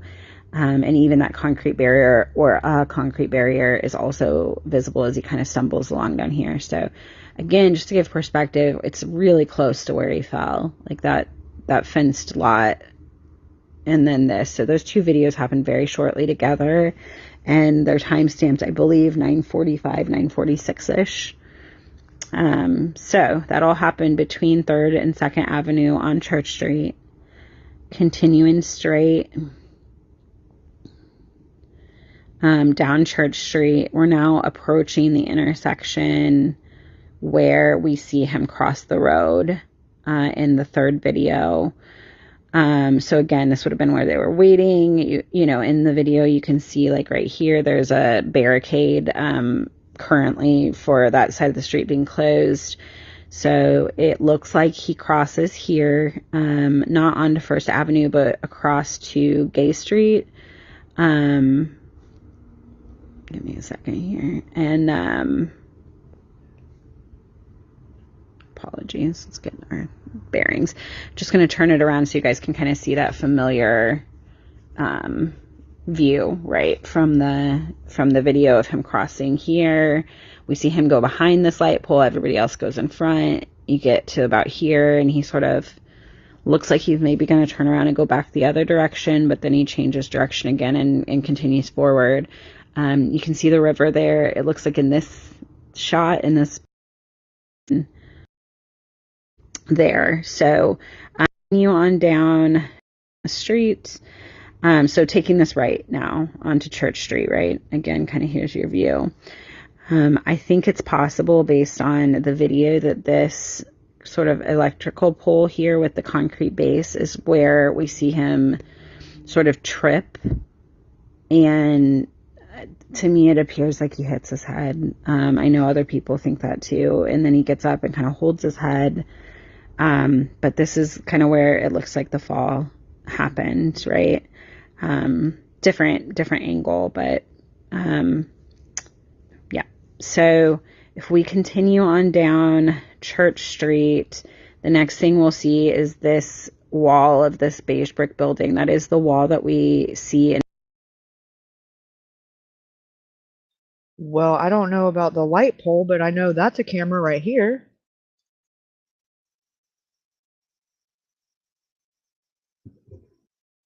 In a separate video, we see him stumbling down and kind of holding his head again, sort of just looking generally unwell after that fall. So we know that this is the smoke shop. That then there's one facing both directions right here. Hold on, let me, right here and right here. One pointing that way, the other one pointing that way, which I would assume is the one that we see because about the angle would be about right. The surveillance. This is also the place that said the police never came in and released it. They released it to the family because the family came in there and they seen it on the news, but the police never came in and got this footage. So it wouldn't be far-fetched to say all of these businesses along this strip had footage. It just hasn't been requested by law enforcement. This video was provided from. If you look, you can see, right, you can see those security cameras on the corner there. So they also, the employees here at the smoke shop said that they saw through their windows, they saw him stumbling along out here. So if we head this way, again, just knowing that we're sort of next to the wall that he was stumbling along in the video, you can see down here these doors, right, are apparent, are visible in the video. And even that concrete barrier or a concrete barrier is also visible as he kind of stumbles along down here. So again, just to give perspective, it's really close to where he fell, like that fenced lot. And then this. So those two videos happened very shortly together. And they're timestamped, I believe, 9:45, 9:46-ish. So that all happened between 3rd and 2nd Avenue on Church Street. Continuing straight down Church Street, we're now approaching the intersection where we see him cross the road in the 3rd video. So again, this would have been where they were waiting. You know, in the video, you can see like right here, there's a barricade currently for that side of the street being closed. So it looks like he crosses here, not onto 1st Avenue, but across to Gay Street. Give me a second here. And apologies, let's get our bearings. Just going to turn it around so you guys can kind of see that familiar view, right, from the video of him crossing here. We see him go behind this light pole, everybody else goes in front. You get to about here and he sort of looks like he's maybe going to turn around and go back the other direction, but then he changes direction again and continues forward. You can see the river there. It looks like in this shot, in this picture from a year ago, there was a fence up. I don't know if that's still there or not. So he continues forward. Based on what we know about where his last ping was, it would be apparent that he continues forward along Gay Street, along the sidewalk probably. You can see that there is a barrier with a railing there. So I'm going to kind of give us a forward-facing view, but heading up this way, parallel again to the river. I know that some people have posted some of the embankments with trash running sort of below, and so that would have presumably that embankment is just over these railings. So again, continuing this direction up this way. And again, we're just kind of moving ourselves towards where his last ping was. So there's no guarantees with a ping that he was still on this sidewalk, or he could have, did he cross over? We don't know. But this is we're headed towards the general area where the last ping happened. So this bridge up here coming up in front of us is Wood Lane Avenue Bridge, I believe. So just making note that there's a statue there. And we're now in a situation where you can't tell really if there's a fence here or not. There's thick brush between the road and the river. I'm going to keep moving forward again, just based on that ping location. Kind of give you guys an idea what it looks like. There's the public park space that's being mentioned. So crossing under Wood Lane Bridge.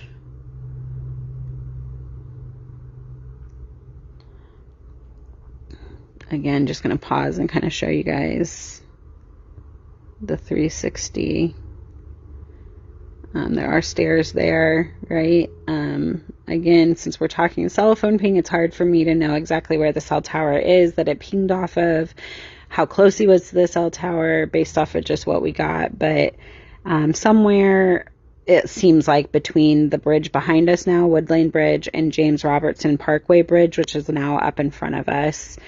I did want to make note, there's the public square parking, which is I believe the park name, that his friend in the 911 call mentions his last Snapchat location being near the jail or courthouse. As we approach James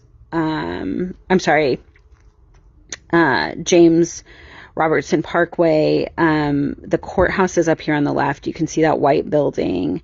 That is the courthouse. So gonna pause here just because we're almost really there, right, for the rest of the info that we've gotten. And this is what it looks like, right? So around right here somewhere, at 9:53, 9:54 is where the Life 360 shows the last ping from a cell tower. So I'll go ahead and pass sort of under the bridge, give you guys this view.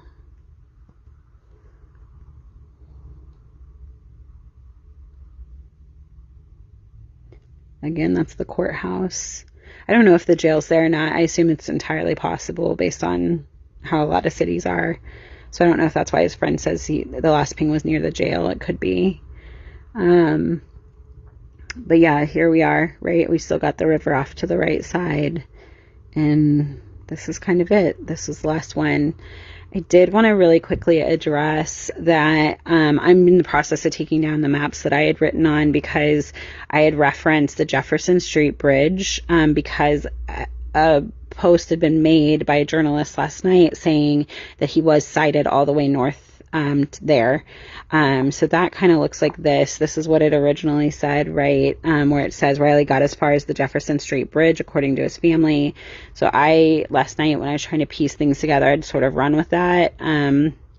But she did tweet today and say they were actually talking about the James Robertson Parkway Bridge. So this bridge that we're at right here, this is the bridge, not Jefferson Street. So apologies to anyone that, like I did, thought that he made it all the way to Jefferson Street, which for reference is quite a ways north if he had continued in that direction. So this is it.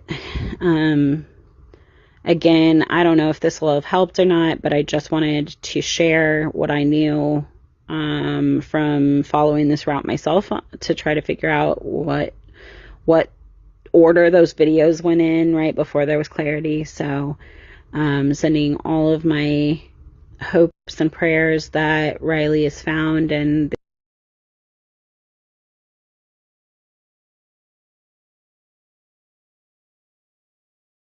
Oh, hi guys. We are in Nashville and we met the Luke Run and we met this sweet, beautiful young girl right here. We need her family.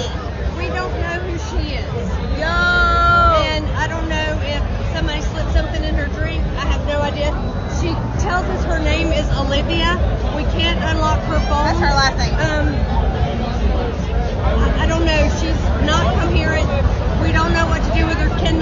her here on the side of the road in Nashville? She grabbed my purse and said, "Where have you been? Please do not leave me." And she has not left our side since. I don't know what to do with her.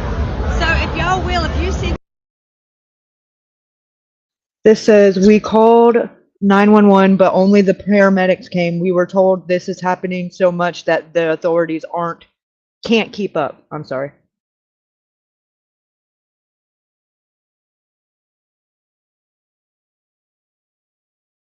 This video, please share it. And if you were with this young girl, let me know. I mean, we can't leave her on the side of the road in Nashville. Who did you come here with? I never ask y'all stuff like this. Who did you come I don't here know with? if someone I came with my slipped her friend. something in her What's her drink. name? She can't hardly. She says her name is Olivia. came with Is my all that I friend. know. Again, we're at Luke Bryan's. It says no one thinks this can or will happen to them. She had to have had an ID to get in, but when we found her, she didn't have one. In Nashville. Thanks, guys. Let's get this girl safe to where her family is, okay?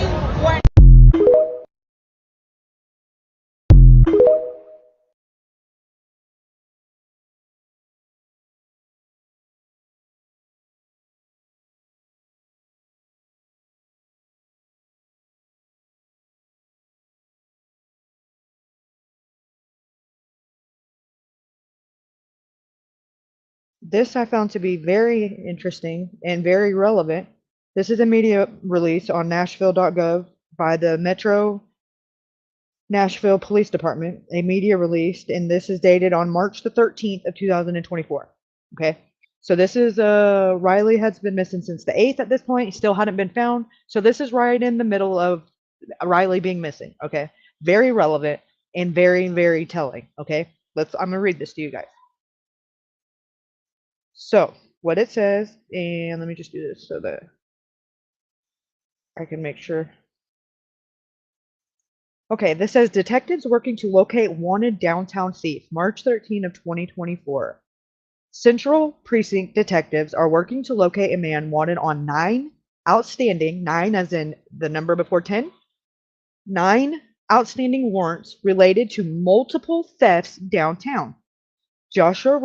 Joshua Ray Cloyd, 32, is alleged to have victimized, listen to this, you guys, victimized intoxicated individuals on Lower Broadway by stealing their phones, wallets, and credit cards. Now, hold on, wait a minute. Why is Kaylee making a big deal out of this? What did Chris say that Riley has not been found with and is still missing? I'll wait. Besides the pants and the boots, phone, wallet, and the wallet had credit card. This is absolutely relevant. Okay, here we go. I'm going to start that sentence over again. Is alleged to have victimized intoxicated individuals on Lower Broadway by stealing their phones, wallets, and credit cards. Last November, a victim had his iPhone 14 stolen while on Broadway. The same day, his Cash App transferred money to an account registered to Cloyd, and the money was used to purchase a hotel room in Madison. Another victim reported his iPhone, now we got two, his. So he's got a target type. He likes young, intoxicated men. Okay, I'm gonna keep going. So another victim reported his iPhone, and credit cards. And just for record, Riley had the iPhone 15 Ultra, so it was the newest one and the most expensive one on the market. And just in case you're wondering, another victim reported his iPhone and credit cards were stolen from his rear pocket on January the 12th while at a bar on Broadway. He tracked his stolen phone to a different hotel in Madison, and his credit card were used